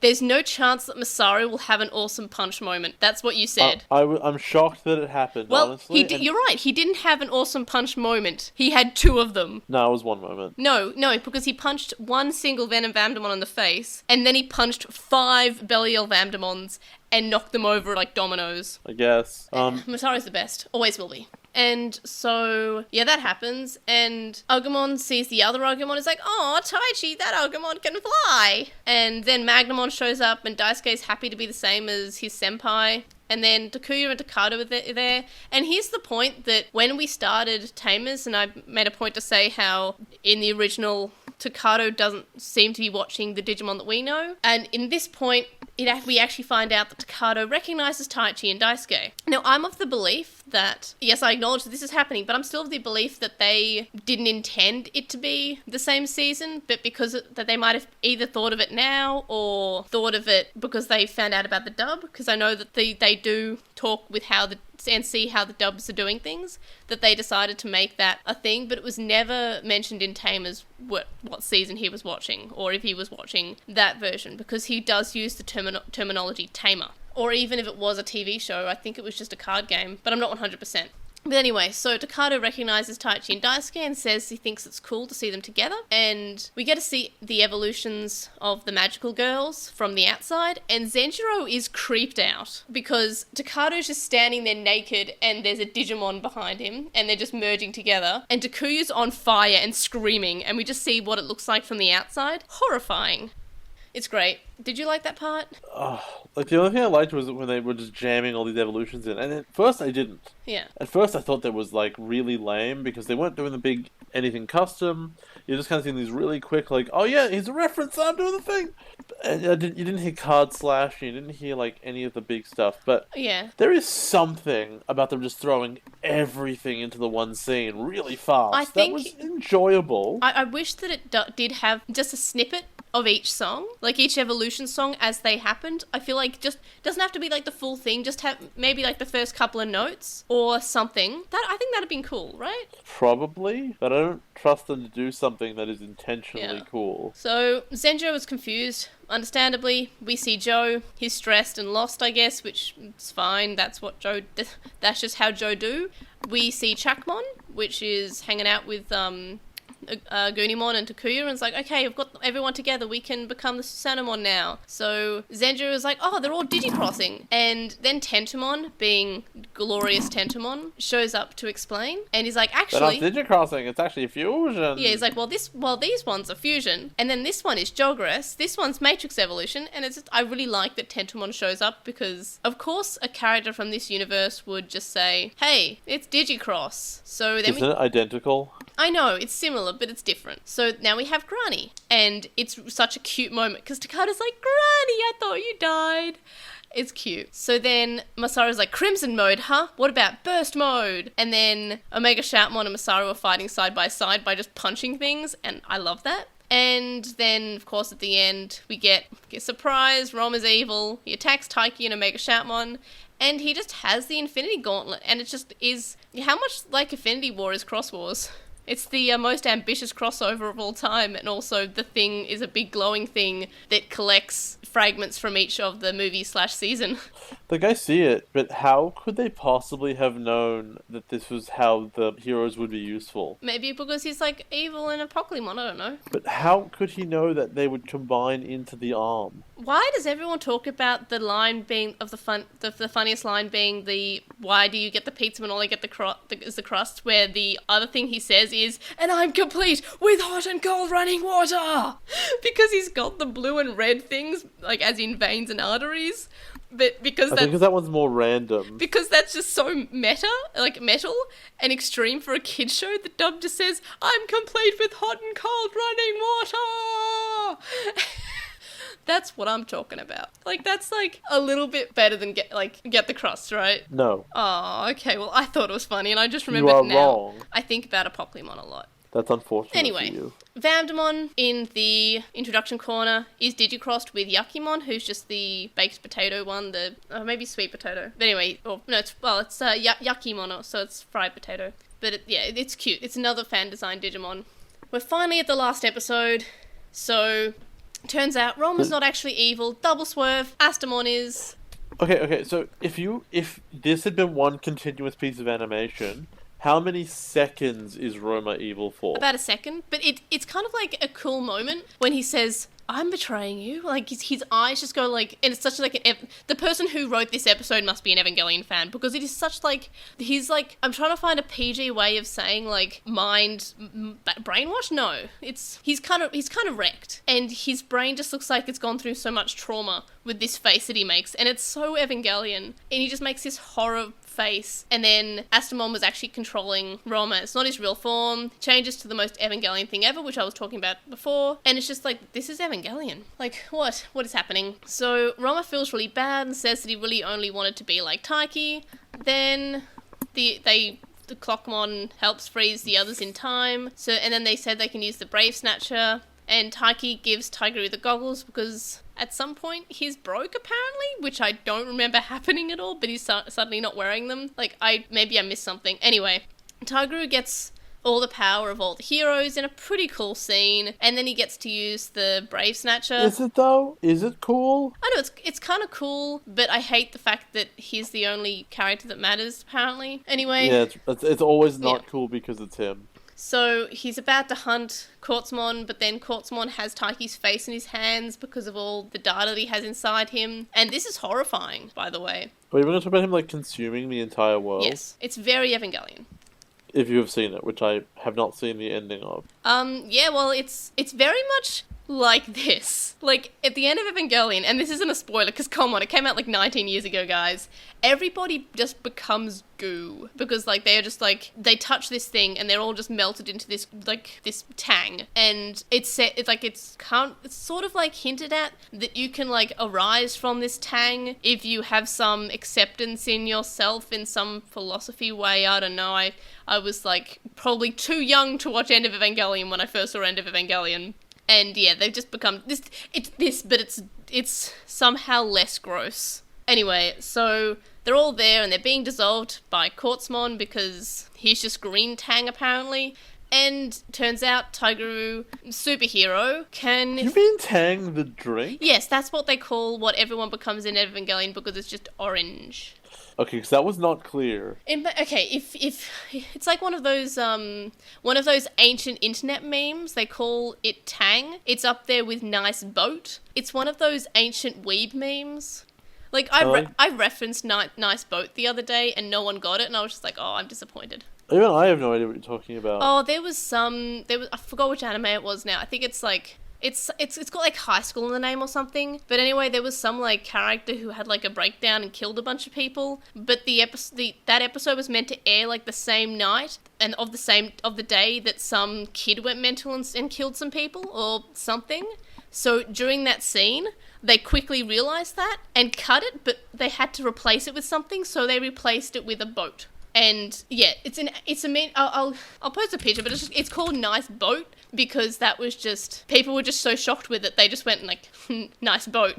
So I'll just post it in the Discord just so you can see how random. You're watching an anime, you're getting to like the, climax of the episode, and then the feed is just cut to this. Wow, okay. That looks really familiar. Yeah, it's an ancient internet meme. It's one of those... It's School Days, that's the anime. So, yeah, super... Okay, so on the day before the airing of the final episode of School Days in Japan, a 16-year-old girl killed her father with an axe in Kyoto. Due to an extremely similar scene present in the episode, and to avoid relation to the axe murder, the TV station replaced it with a half hour of unrelated scenery with Air and a G-string playing in the background. Among the shock and rage expressed among fans, a 4chan user commented, "Nice boat," referring to the ferry shown in the replacement footage. Immediately the phrase became a meme. However, it is far more popular in Japan than in English-speaking countries. Makes sense. So that is the ancient internet meme, if you were curious. But yeah, also, Tang is also an ancient internet meme, but that's more, I believe, in the English-speaking anime meme world. Like, if someone says it's Tang, that's just how people refer to the LCL in End of Evangelion. It's like, oh, and the whole world became Tang. It's just it's an ancient internet meme. But yeah, the point is, Nice Boat, Tang, ancient internet memes that, like, nobody gets except for people who are like me, and they just. And now we know. Look, I think Nice Boat is a funny meme. I don't know why. It's really sad. Like, it's super sad, but like, I don't know. It's just like maybe I'm broken finding it amusing. Anyway, so what we're talking about? Oh yeah, this episode's Evangelion. So he can feel Postmon's heart, and he says his core's inside him because that's the thing apparently. Because hey, remember in Evangelion where they had to find the angel's core, and that's what they had to destroy? Sometimes it was just their face, and sometimes they had to rip out a core from inside. Yeah, whoever wrote this episode super likes Evangelion, and it's just like, it's not even like a theory at this point. It's just like, oh, they just really like End of Evangelion and Evangelion in general, I guess. They also hate the idea of the twist where Ryoma is a bad guy. Yeah. They hate it. They hate it so much, oh, like, that didn't happen. They're like, it was like the last person put that in for for a reason. It's like, hey, can we make Team Rocket relevant? And this person just says no. Not only that, but Also, his Digimon was bad guy the entire time, and him and the bad guy over there are the same thing. And are we not going to talk about the amount of trauma that this would cause Roma? Because he, gets over it very quickly. Yeah, because it doesn't matter. If you removed the whole Roma turning into a bad guy, the episode would be the same. This could have just been coming out of one of the Vamdemon after they beat it up for a while. Or even Roma's Digimon. If you want to keep that, why wouldn't you just have him grab it? Because they wanted to swerve you, but also they didn't want to swerve you too much, and then they also wanted to swerve you again. I don't know. It's just as swervy. Yeah. So, also, because it's kind of Digimon-y, and I feel like this also happens in Evangelion, is that Postmon becomes an egg. And, Aristodramon was able to become Superior Mode for the second time ever because that was relevant. And he gets Digicrossed with the Brave Snatcher. Still a stupid name, by the way. So, Shoutmon ends up taking the Digi-Egg to eat, I'm guessing. So why wouldn't his arm be the Brave Snatcher? Why is he riding it like a broom? Because he's Kiki's delivery service. Anyway, also, I just worked out something. Why did Shoutmon take it? I get it, he's the king, but I want you to just hear me out for a second here. Agumon from Savers takes it and cooks it into tamagoyaki. This is so stupid. What? Don't say any more words. What if they just... Hey, remember that time that Pugumon just became a giant okonomiyaki? Yeah, whatever. Anyway. Yes. We've eaten Digimon before. So, all the hunters and families are there and they thank him and the worlds are separating because it's the last episode. And then, in the last episode, which tried to be like Tamers, but they kind of wimped out at the last minute, is that... No, stop. You're skipping over the fact that they say that all the people who were brought out of time will go back to their time because the Digiquartz is collapsing. Yep. No, they wouldn't. They were brought there by Clockmon, who is unrelated. Yep. So, the Digiquartz collapsing would not send them back. There's no reason to imagine it possibly could. Yeah. So they're stuck now, because obviously Clockmon stopped caring. Yep, and then Try never happens because the characters from Adventure... Or, what if the reason Zero Two kids aren't in Try because they died in this episode? I don't know. I don't care. Ideally. I'm so upset that Daisuke showed up. I'm so upset that Haru didn't show up. Legitimately, I want him to. But obviously, impossible. Anyway, so Tigru later on still has his crossloader and he's looking at it and he's sad, but then he sees Gumdramon because they completely wimp out in an actual meaningful ending. And turns out Clockman might have been Bargramon apparently, but could also just be joking. The show is too much of a wimp to actually do anything. And then apparently lots of Digimon... How could he possibly have been Bargramon? Because he says he is. You know what would have been really clever? Yeah. It's like a fantastic bit of foreshadowing. If the Watchmaker was missing an arm. Yeah, or if the Watchmaker... That would have been really interesting, because it would have been like, oh, you would never have put it together, because no one would think that Bargramon is the Watchmaker, ever. Actually... And then finally at the end, you're like, oh, it's Bargramon. Oh, the arm! Yeah, I get it. That would have been really clever. What if the Watchmaker was actually that giant computer in the WonderSwan games that transports Ryo between universes? I'm just saying, if you want to do an ambitious crossover, you may as well include the Planeswalker. Yeah, the end of the episode, Quartzmon is introduced and is crossed with Jokamon. And that was the end of Cross Wars. What do you think of this episode as someone who's new to Digimon? It's not good. The bad guy, as we've established, is just out of nowhere. He doesn't really have much of a plan, although if that plan was combine the real world and the digital world, I probably should have seen that coming. But he's not interesting, it's not cool, it doesn't build up to anything particularly, and everything that has been kind of built up made actively no sense. I feel like it was... They wanted to try to pull some viewers, so they ended up just bringing in the old cast anyway, trying to get some, I guess, adults/older teenagers who would remember the other seasons. It felt like such a waste, having Joe there to do nothing. Like, you know what was a nice tribute and more like a love letter to the other seasons? The Atmon crossover. Because it wasn't like... Yeah, because it wasn't straight up Agumon, but it had like the adventure backgrounds, and it was kind of cute, and it was sort of like a soft sort of... It was like, more subtle, for sure. It was a subtle little love letter to the seasons. This one just felt dirty. This seemed like it was more just a, can we make money off the other seasons? Just by trying to get people to watch this season, by putting in these characters. It just felt forced. It didn't feel like it was a love letter to the seasons. It felt like it was a, can we make money? And the Atmon one, like, yeah, it was late in the show, but at least a character points out, hey, we're fighting the big bad right now. Like, that saved the episode as being where it was positioned in the season. But it was fine. It was, as I said, it was a love letter. It was a tribute. This did not feel that there was no love in the crossover. No, this is very much like a finally, let's get this out of here. Yeah. And I feel like remember all the crossovers in V-Tamer?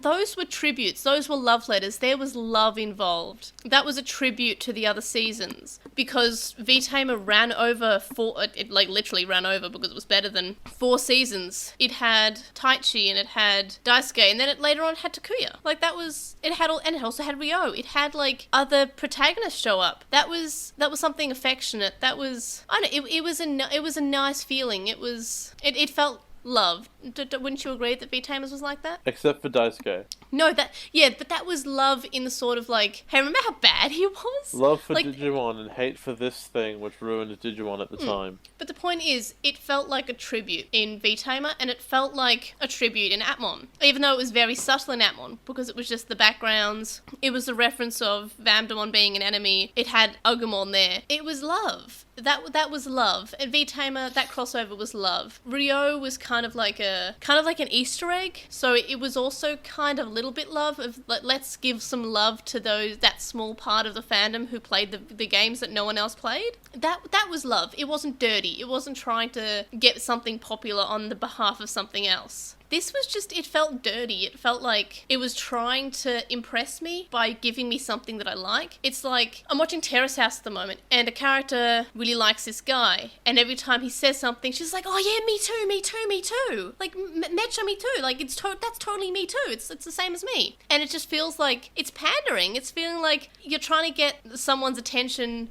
by pulling up things that you think they like, just so you can get their affection and get their attention and get their support. But it just feels dirty. It feels false. As I said before, the other crossovers that they've done have always been meaningful. Like, as I said, V-Tamer, sure. Ryo being Adventure 02 and Tamers. That's love. Atmon, that was a reference saying, hey, this show's for kids, but also we still love you guys, like the adult fans. That was cute.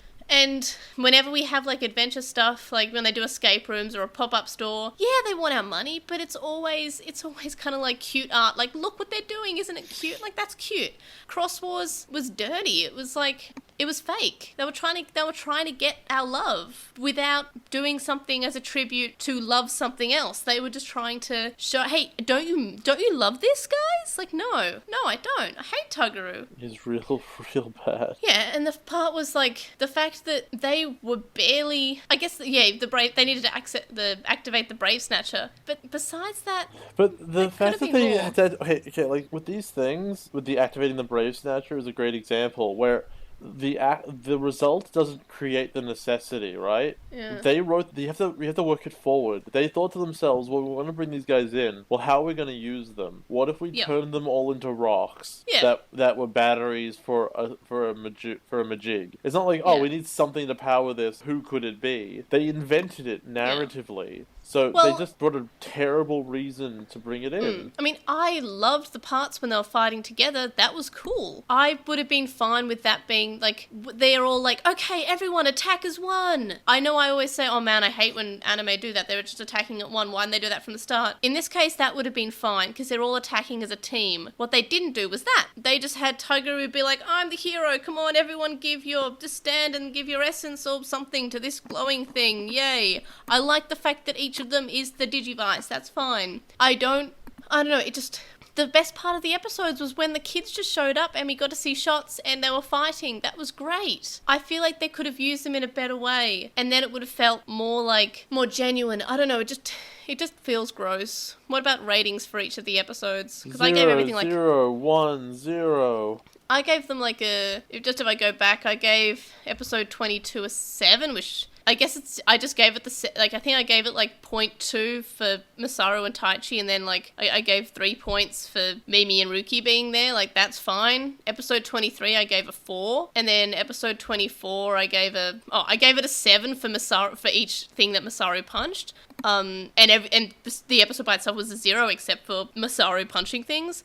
And episode 25, the last episode, which should always be the episode that makes you excited, I gave a 3 because the core was there the entire time and he got absorbed, which was where he wanted to be to destroy the core. Why do bad guys do that? Because it's an easy way, it's convenient, and it's in the script. And I actually wanted there to be more Daisuke, because at least he's better than Taguru. I'm not even sure that's true. But yeah, so we haven't seen him for so long. Yeah, overall, like, I give the episodes like a 3 altogether, and the only times I give them any points are just for the old characters showing up, because that was great. Yes, Akari and Zenjiro getting crossloaders, I'm glad that we finally recognize them as characters, but it happened like 78 episodes too late. I don't know. It just feels like they were just like, oh, we may as well because it's the last 2 episodes and we don't actually have to write anything with them or give them any animations. I don't know. And what about these episodes compared to your predictions in Obnoxious Synopsis? I'm pretty sure I was wrong. Like, oh my god. You gave no, your ratings were probably right. Yeah, lots of zeros. Yeah.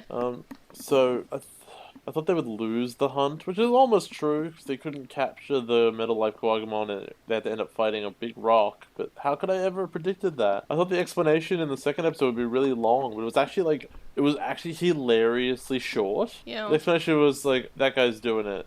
It was him. And the reason it's short is because they have no idea what they're explaining, because it can't make sense. It's not possible to make it consistent, so it doesn't matter. I thought that... I was joking about a baseball game in the 3rd episode, but like, I thought there would be like this for... You know what, this is actually the closest one. I said the Forever Red thing. It's like the showcase the protagonist. And that did happen, but it couldn't have not happened. Yeah. And there's no way I could have guessed they would have become Infinity Stones. And then I said that everyone else would look like really weak to make Takeru look good, and I actually think that did happen. Where you think about it, and like, it took 6 previous protagonists to fight like Diaborumon or Vandemon or whatever it was. I think it was a bunch of Vandemon, and that's all they really did. And then they just became batteries. So ultimately, like, even though X7 came out, and like the Royal Knight came out, whose name escapes me, and like Omegamon came out, Gilmon, whatever. Dukemon Crimson Mode. I don't care. I've got him on my desk. Even though all these things came out, these things that by themselves should have won this season, and there's no reason why they wouldn't have. They just don't, because they're really weak because they're not the main character, and that's it. But they should be. And then it ended, and I was just happy it was over. Yeah, and that's sad. What about? Do you have any quick thoughts of the season? We will be talking about the season overall. I'm dying. Next week. I'm just going to talk about it next week, or in 2 weeks. Yeah, that's fine. Well, I've sent you a bunch of questions that'll be the discussion points, so that's your work to do for the next 2 weeks. I never have to watch Digimon again. Yeah. So good. I do, though. I do. For Postmon Pat this week, first up, on Tumblr, we have a message that was sent back in 2016, which I had to very quickly, copy and delete because it was a huge spoiler. So this was sent back in 2016, or maybe probably 2016, yep. And this was just after we started talking about Tamers. We just had I think we just finished 02 and we just watched Tamers as a preview maybe. So this was sent ages ago. So Anonymon says, in the preview for Tamers you guys did, May said that the Adventure universe was only a TV show in the dub, but it also wasn't the original. In the crossover at the end of Hunters, and now you can see why I deleted this as soon as possible. I would never have remembered that. Yeah, but I still deleted it as soon as possible. And I think I yelled at you at the time to not check our Tumblr because we had a huge spoil. Sounds vaguely familiar. So yeah, then they said, in the crossover at the end of Hunters, Takado makes a reference to knowing who Taichi and Daisuke are. So Adventure probably is a TV show. And then they say that also the Tamers manga references Direct Adventure of Adventure. And also I'd like to point out that the Tamers manga is a manhwa, however you say that, which is Korean, so also not the original version. But anyways, there's also other hints throughout Tamers that there's adventure merchandise and stuff like Hirokazu's shirt. I don't get the Hirokazu shirt thing, it's a cross, that's just kind of like a motif. But in terms of the adventure universe being the TV show that they watch, I don't feel like it was ever mentioned in the original ever. That's why I've always said that it's not. I think that this is something that they just pulled out and added as a line in Cross Wars because this is, again, 10 years after Tamers aired. So they can just put things in canon. It is canon now, but at the time when Tamers was out, it was not. Like, I don't think they ever thought of it being the same universe. They called them Tamers. It was more in relation to WonderSwan and the card game than the actual original Digimon season. So that was just that's just what I thought about the matter. So that was back in 2016, so I've kept it in my Evernote in a file saying read later. And then we have a related one that Noam sent via Gmail, also like back in 2016. And Noam says, since in Tamers the first 2 seasons are entertainment media, like for us, shouldn't Ocado at least recognise Ryo? I don't remember that happening in the show. Yep, he should, because Ryo was in 02, and a kid would say, hey, you're in 02. But, like, as I said, I don't think it was seen as a TV show. I think it was just a card game in Tamers. Our next comment is on YouTube from someone called Max, and they've commented on episode 1 of the podcast. And they say, they just started watching this. I love the back and forth and differing opinions that we have. Thank you. And also, I hope you're still listening in episode 165. You're gonna hate when our opinions become the same, that the show is bad. I would say that I'm still have differing opinions a little bit, but I feel like if our opinions are the same, that means that we might be onto something. So Max then says that they really think it's fun to listen to and it takes them back for sure. Max says that they've always been fascinated by the Digimon dub and sub differences for whatever reason, probably because it was such a huge part of their childhood. So they're looking forward to listening to more of the podcasts. So that's really good. I hope you're still listening at this point. Like, I hope you get on to episode 165. And it's always good to find that people are still finding out about the podcast. Yeah, I appreciate That's great. it. Yeah, like that's exciting. Like, where that was 2015, that was 4 years ago. Like, that's exciting. So I will read our first Gmail email, and then Jay will read the rest. And with the will, I know, but I'm just telling the audience because they already heard you. Well, they didn't, because I will have edited that part out. There's no way for me to have known that. Yeah. So, because it was mid-segment. Anyway, so on Gmail, Libramon says that they was curious about the crossover in the last few episodes of Cross Wars, and they wound up watching through all the seasons because of it. And Libramon says that they're not too disappointed. They enjoyed Fusion, and like most of the characters from the first 2 seasons. I feel like a lot of people just watched Cross Wars because they found out about the crossover, and besides that, no one would have watched Cross Wars. You know what, that's totally reasonable. I wouldn't have watched it, except that I had to for this. Like, that's why I said that it feels dirty. Like, I feel like they just wanted to get people... They really cashed in on you. Yeah. Everyone says that they think it was a slightly better crossover event that could have been expected from anything in Young Hunters, which it still isn't saying much. Yeah, I mean, they did have Masaru punch things, which even Jay thought that wouldn't happen, so... You're right. I had that low an expectation. Yeah. So at least I was at the time and still am surprised that they included, you know, the other characters who aren't the Golga Kids / Masaru. Like, we have Ruki and Mimi. That's surprising. I liked that. Livermore then says that normally they don't feel it's a good look for the franchise to introduce a new protagonist and then make out this character is an even bigger hero than the previous one. Which, I guess in this season they always do. They kind of explain like, oh, well, Taiki was actually is one of the other 6 heroes, whatever, anyway. Livermon then says, on reflection though, I think that Haru could have pulled off being the greatest Digimon hero by the end of Atmon. And I could have even gone along with Mikey, still using the dub names, they say, as the ultimate hero in Cross Wars. While his character development wasn't great, it was good enough that I could let this slide. And yeah, but to be fair, I feel like Livermon, and I guess I can also agree with Livermon here, that I feel like we can only think that Haru could have pulled this off better because Haru is likable. Like, I don't like Toguro. I don't want to see him be the greatest hunter of all time. I don't want him to be that giant hero because I don't like him. I love Haru. He's precious. Yes, he could be the greatest hero of all time. Masaru could. Taichi definitely could. I feel like Taichi should be the most hero. And I guess Takado also. Like, he's cute because he's scared. He has fear. He doesn't want to die. He doesn't want to fight. And same with Haru. But he will to protect everyone. That's a hero. So that's fine. But I don't like Toguro because he doesn't have a personality, and whenever the writers just decided to give him a personality, the next writer would take it away. He's so good at sport, though. Don't you love that? Apparently, but not in the way that Taiki was good at sport, where Taiki was only ever good enough at sport. No, he's great at sport. What, Taiki? No, Toguro. Yeah. Oh, no, I was just going to say that it was better with Taiki. I heard you, yes. Yeah, so Toguro is... being sarcastic. Yeah. So Livermore then says that Tigru is bad and not a good idea, and it should be hard to make the character dislikable. And yeah, that's fair. In Digimon, like, even Daisuke at the end, like, yeah, he's still rubbish, but, like, he's, like, you know, he's not terrible. I mean, maybe that's just in comparison. Anyway, Livermore then says that they were spoiled about the clock store's identity going in, and they still find it cool to have the main villain from the first 2 seasons act as a mentor to the kids in the last one. But it's only cool if it makes sense. I mean, and it doesn't. Look, it was such, like, a small thing to me. I actually forgot this thing. Like, even though I'd already seen this, and this wasn't spoiled to me at the time, it was such, like, a minor thing, I forgot that was a thing. But that's so sad. Yeah, I forgot it was a thing. I was just like, oh, yeah, that's right, that happened. Huh. And as I said, I misremembered. I thought Ren was the one who betrayed them, because Ren was just so evil. Like, Roma was just kind of a jerk. But Ren was just like, that kid, it has issues, right? And then Livermore says, not the best note to go out on, but there you go.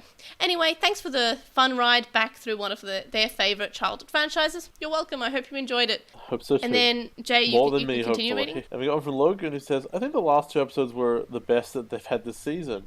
The second last episode probably is the best of the season, but not because it's well written, because it stopped writing. That was the best part. Because Masaru punched things. Well, yeah, they weren't writing at the time. They just brought in the old characters and just let them do the stuff you remember, and you're like, that's the best stuff. Yeah. Seeing Crimson Mode happen, that's worthwhile seeing, I guess. And they said, but it's not better than the other series, not by any means. They believe the gathering of legendary heroes should have happened a lot earlier in the episode. Yep. They personally would have liked Masaru and Taichi appeared at the end of the previous episode or early into that episode. You know what would have made sense? Because you had Joe and Mimi and everyone, have them show up and build up to the Goggle Kids showing up. Yes. So it's big and special when they do. Not have the Goggle Kids show up and then, oh, look at these guys, they're also here, and it makes everyone kind of worthless. Yep. And Logan says, they reused the evolution scenes from the seasons they came from, a great callback to those episodes, and less money they'd have to spend on animation. And it would have been nice to see that stuff going from adventure to savers, seeing firsthand how the animation quality has improved over the years. And I feel like that would have been too jarring. Because I remember... I think it would have taken too long. It's like 12 minutes. No, what I'm saying is that if we're looking at the art styles compared, I know that there's been a couple of official bits of art where all the characters are seen hanging out, and people always comment about how jarring it is because all of the seasons except like Adventure have very different art styles. Yeah, that's so true. When you have... I think it was the one that I've got the jigsaw of, which is the one where all the Goggle Kids and Masaru are hanging out, and they've all got their Digivices. And the early seasons aren't too bad, but there's a significant jump between Savers and Frontier, and then Savers and Atmon. So Masaru just looks so out of place. It looks like someone's drawn in their fan character. And that's not a problem with Masaru's design. That's just how jarring the difference of style between the seasons. It's funny because I feel way more about Takeru. He looks like a fan character to me. Oh yeah, so Masaru did Taiki. looks like the inevitable, like when you look at Taiki growing up, Masaru seems like the kind of guy you would end up with. Yeah. Eventually, when you're moving from that to a more mature style. Yeah. And then Takeru represents them hitting the brakes on the maturity and just winding it right back. Yeah, well, I remember when we started Cross Wars, you said it just felt like a self-insert of some fan. Still does.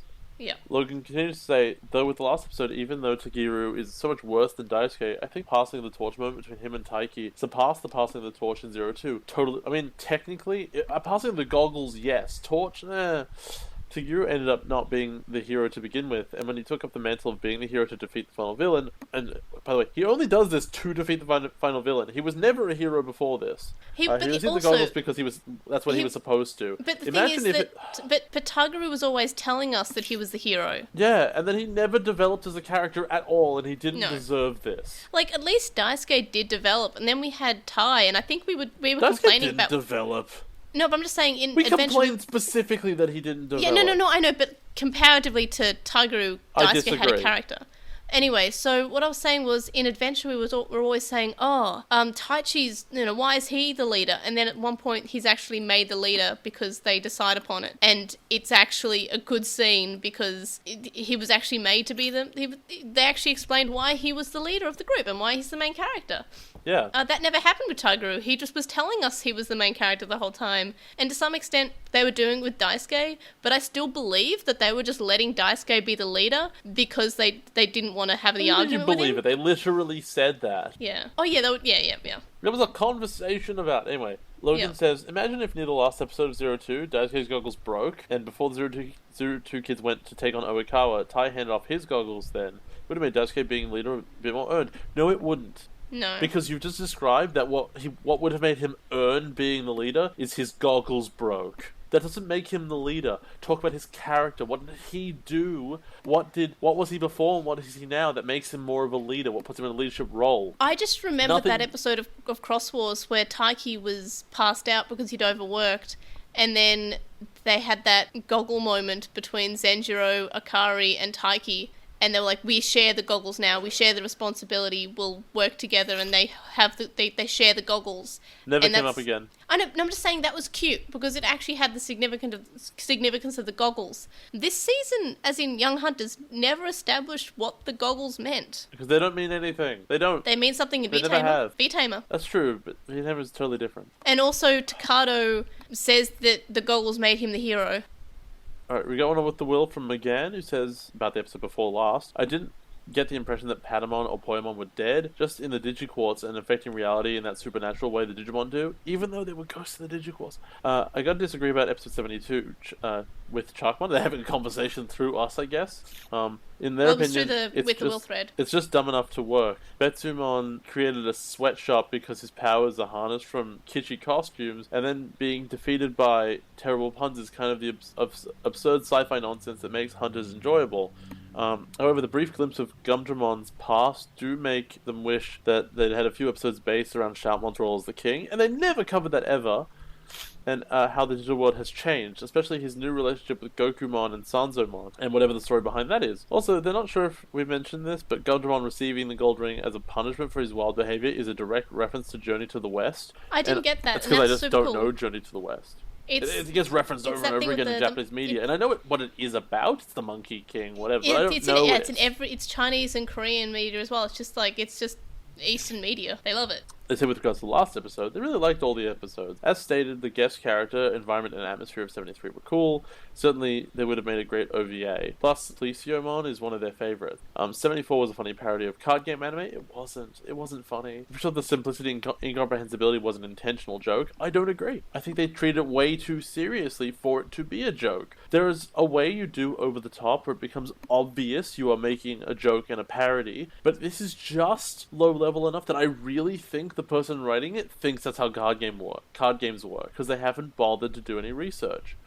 Because here's the thing, right? You don't make card games simple when you're making a joke. You make them way overcomplicated. You know what is basically a parody of card games? The Yu-Gi-Oh! TV show. When they're like, alright, I load my knight on top of my catapult turtle, I shoot it into a castle in the sky, and it falls down onto you, and you lose all your life points. That's a joke. I feel like Duel Masters was worse in that regard, or better. And I think that's how you do that joke, and I think the way they did, which is like, oh, you have the biggest number. They never made it funny. They treated it with total seriousness. And so, like, I have to ask the question, I guess, with McGann, is, did you laugh? Like, did you think it was funny? Because it doesn't seem like a joke to me. I thought it was fun. You liked it because there were Digimon in it. Yeah. So I don't trust your opinion on these things. Yeah, that's And they said they really enjoyed 75 for the Digimon land setting, and Pokemon is pretty adorable. Having worked in retail, they relate to the struggle with wet salesmanship. I don't know what that means. And finally, we have one from Chuckmon who says, I have to say, they totally love the theme wetsuits in episode 73. The themed wetsuits. Especially U's, they're partial to yellow. It's funny that it made me mad, as they had apparently never gone diving in their lives, but they were still able to find their own themed diving outfit. Taiki's look great too. It was so weird. I thought the idea that this episode as a standalone was potentially a pitch for a movie plot was brilliant. They never thought about that, but looking back, episode 73 could have totally been a movie for Hunters. It was good though. And it's also like the beach thing with 02. Yeah. Episode 74 had only two highlights. One, the stupid brat kid that beat Hiroya and later got his cards taken was hilarious. He went from overconfident jerk to crybaby in seconds. He reminds me of that guy in One Piece, forgot his name. He's got pink hair in the manga, but black hair in the manga, but pink hair in the anime. About the little, the marine kid from right at the beginning? The one at the beginning, I forgot his name. I have no idea what his name is either. Yeah, his design kind of reminded me of him. Also the funniest part, as the game was going on and the room was hushed and each player brought a gasp from the crowd, Tagiru kept saying, "Are these cards good?" in a gasping way, like you, knowing the game, tries to explain. They defer to me, my commentary on the episode, and the fact that there was no real game there, just point-based high cards, does make the episode kind of dumb. It's like if you were collecting a card game, right? And you play it and you sit down and someone goes, "I play a jack. It's a high card." Someone goes, "I play a queen. Oh my god." Someone goes, "That's really rare." And someone plays a king. "It's a higher card." Someone goes, "It's an ace." And then the game ends. You're like, but you just played cards that were bigger than each other. Like the card as in the 52 cards always confused me that king was more powerful than queen, because I grew up playing chess when I was a little kid, where the queen was the really powerful one, so I was just like, what? Yeah, but why also is he not one? the king is the only piece that matters in chess. I know, but he's weak. The queen queen is the only powerful. piece that matters. He's the most important. Yeah. Yeah, that's how chess works. They say episode 75 was just kind of weird, but Digimon was kind of cute as a Disney-esque theme park for Digimon. They also, although it could have been much better with like themed rides, but they never did. They also loved and repeated Digimon Landor of the audio on their fan sub, which I guess I didn't have. It was cute, and yes, Bakumon was adorable, and the variety they made of him for this episode was interesting. They love the grey packing tape is his weapon. It was the 5th place design of the last arc's contest by Kenichi Ishii-san. The variation on Bakumon's design for other Bakumon was really cool. They said that twice. Oh no, I'm just reading this. Wait, the contest winner episodes are always interesting kind of one-off episodes where the contest Digimon isn't really a bad guy, but is given ample time to shine as a character in its time slot. I love that. So far, we got episodes featuring Bakumon, Ikakimon, and Ganemon. But what happened to second place Footmon and third place Sound Birdramon, which is a cool design, but not a Drummon in their opinion? It's a lot of extra commentary I can't really follow up on because I don't know. And what's up with Pillamon and Yakimon? I don't know what those are. When was this recruiting original Digimon? When was this recruiting original Digimon the championship prize thing done? They saw no bump ad on their fan sub during the Hunters. Yakimon is a weird looking sweet potato. I mean, the design your own Digimon contest is like basically every season, and they've shown Digimon before, but not to this extent where they've showcased as much. Mostly, and I believe we covered this a couple of years ago, it's used in terms of as a trading card. We have that shark who's a surfer. That's my favourite of the designed Digimon. I think this was just done like at the end of every season, and then it either showed up in an episode or as a card, more frequently as a card, I believe. But there's a whole like part on Wikimon that you can just dive in and see all the contests they've ever had. I think even Dobamon was one of them. Could well be. Chuckmon finishes by saying, so finally, their biggest issue with the set of episodes is the casual use of epic Digimon. Tagiru caught both Dargomon and Sephirothmon. What does he intend to do with these hunted Digimons? The answer is nothing. He never uses them in any context. What is the point of hunting Digimon? That's a really good question, which is only very vaguely answered, and it's answered wrong. It's also disturbing. All these epic Digimon are so out of place and out of character, I guess, when used in Hunters. It again looks like they just consulted a wall poster of all available Digimon and said, well, that guy looks cool, let's use him. If it's a spinner one, effectively, like, and you just span it random, I'm like, oh yeah, he can do. Wheel of Fortune. Yep. Wheel of Digi-Fortune, I guess. Alright, everybody. Wait, no, I'm looking at the wrong page. Thanks. Here we go. Alright, everybody. Join us for the next episode of My Roommate is a Cat. We're not even looking at an episode. We're going to be discussing all of Cross Wars as an entire series, so that means we're done. The 3 parts. And we do have a survey that we're putting out, our usual sort of what characters do you like, what episodes do you like, what bad guys do you like, what Digimon do you like, those sort of questions. So please complete that so we can talk about your opinions, because that's always exciting. So the link dump's linked in the description, and our Redbubble is also linked in the description, and you can get more than just shirts there too. You can contact us and stay updated. You can email us at LostinTranslationmon@gmail.com, or you can comment on this episode or message us on SoundCloud. We have a discussion thread on With the Will, and a Reddit thread in the Digimon subreddit. You can follow us on @TranslationMon on Twitter, and you can find us on LostinTranslationmon on Tumblr, Facebook, Instagram, and YouTube. And hopefully we'll be on a new podcast host soon, hopefully when this episode comes out, if I have time. Anyway, so we'd appreciate if you would review us on any podcast listening app that you use. And ratings apparently assist people finding out about the podcast, so please do that. We have a website.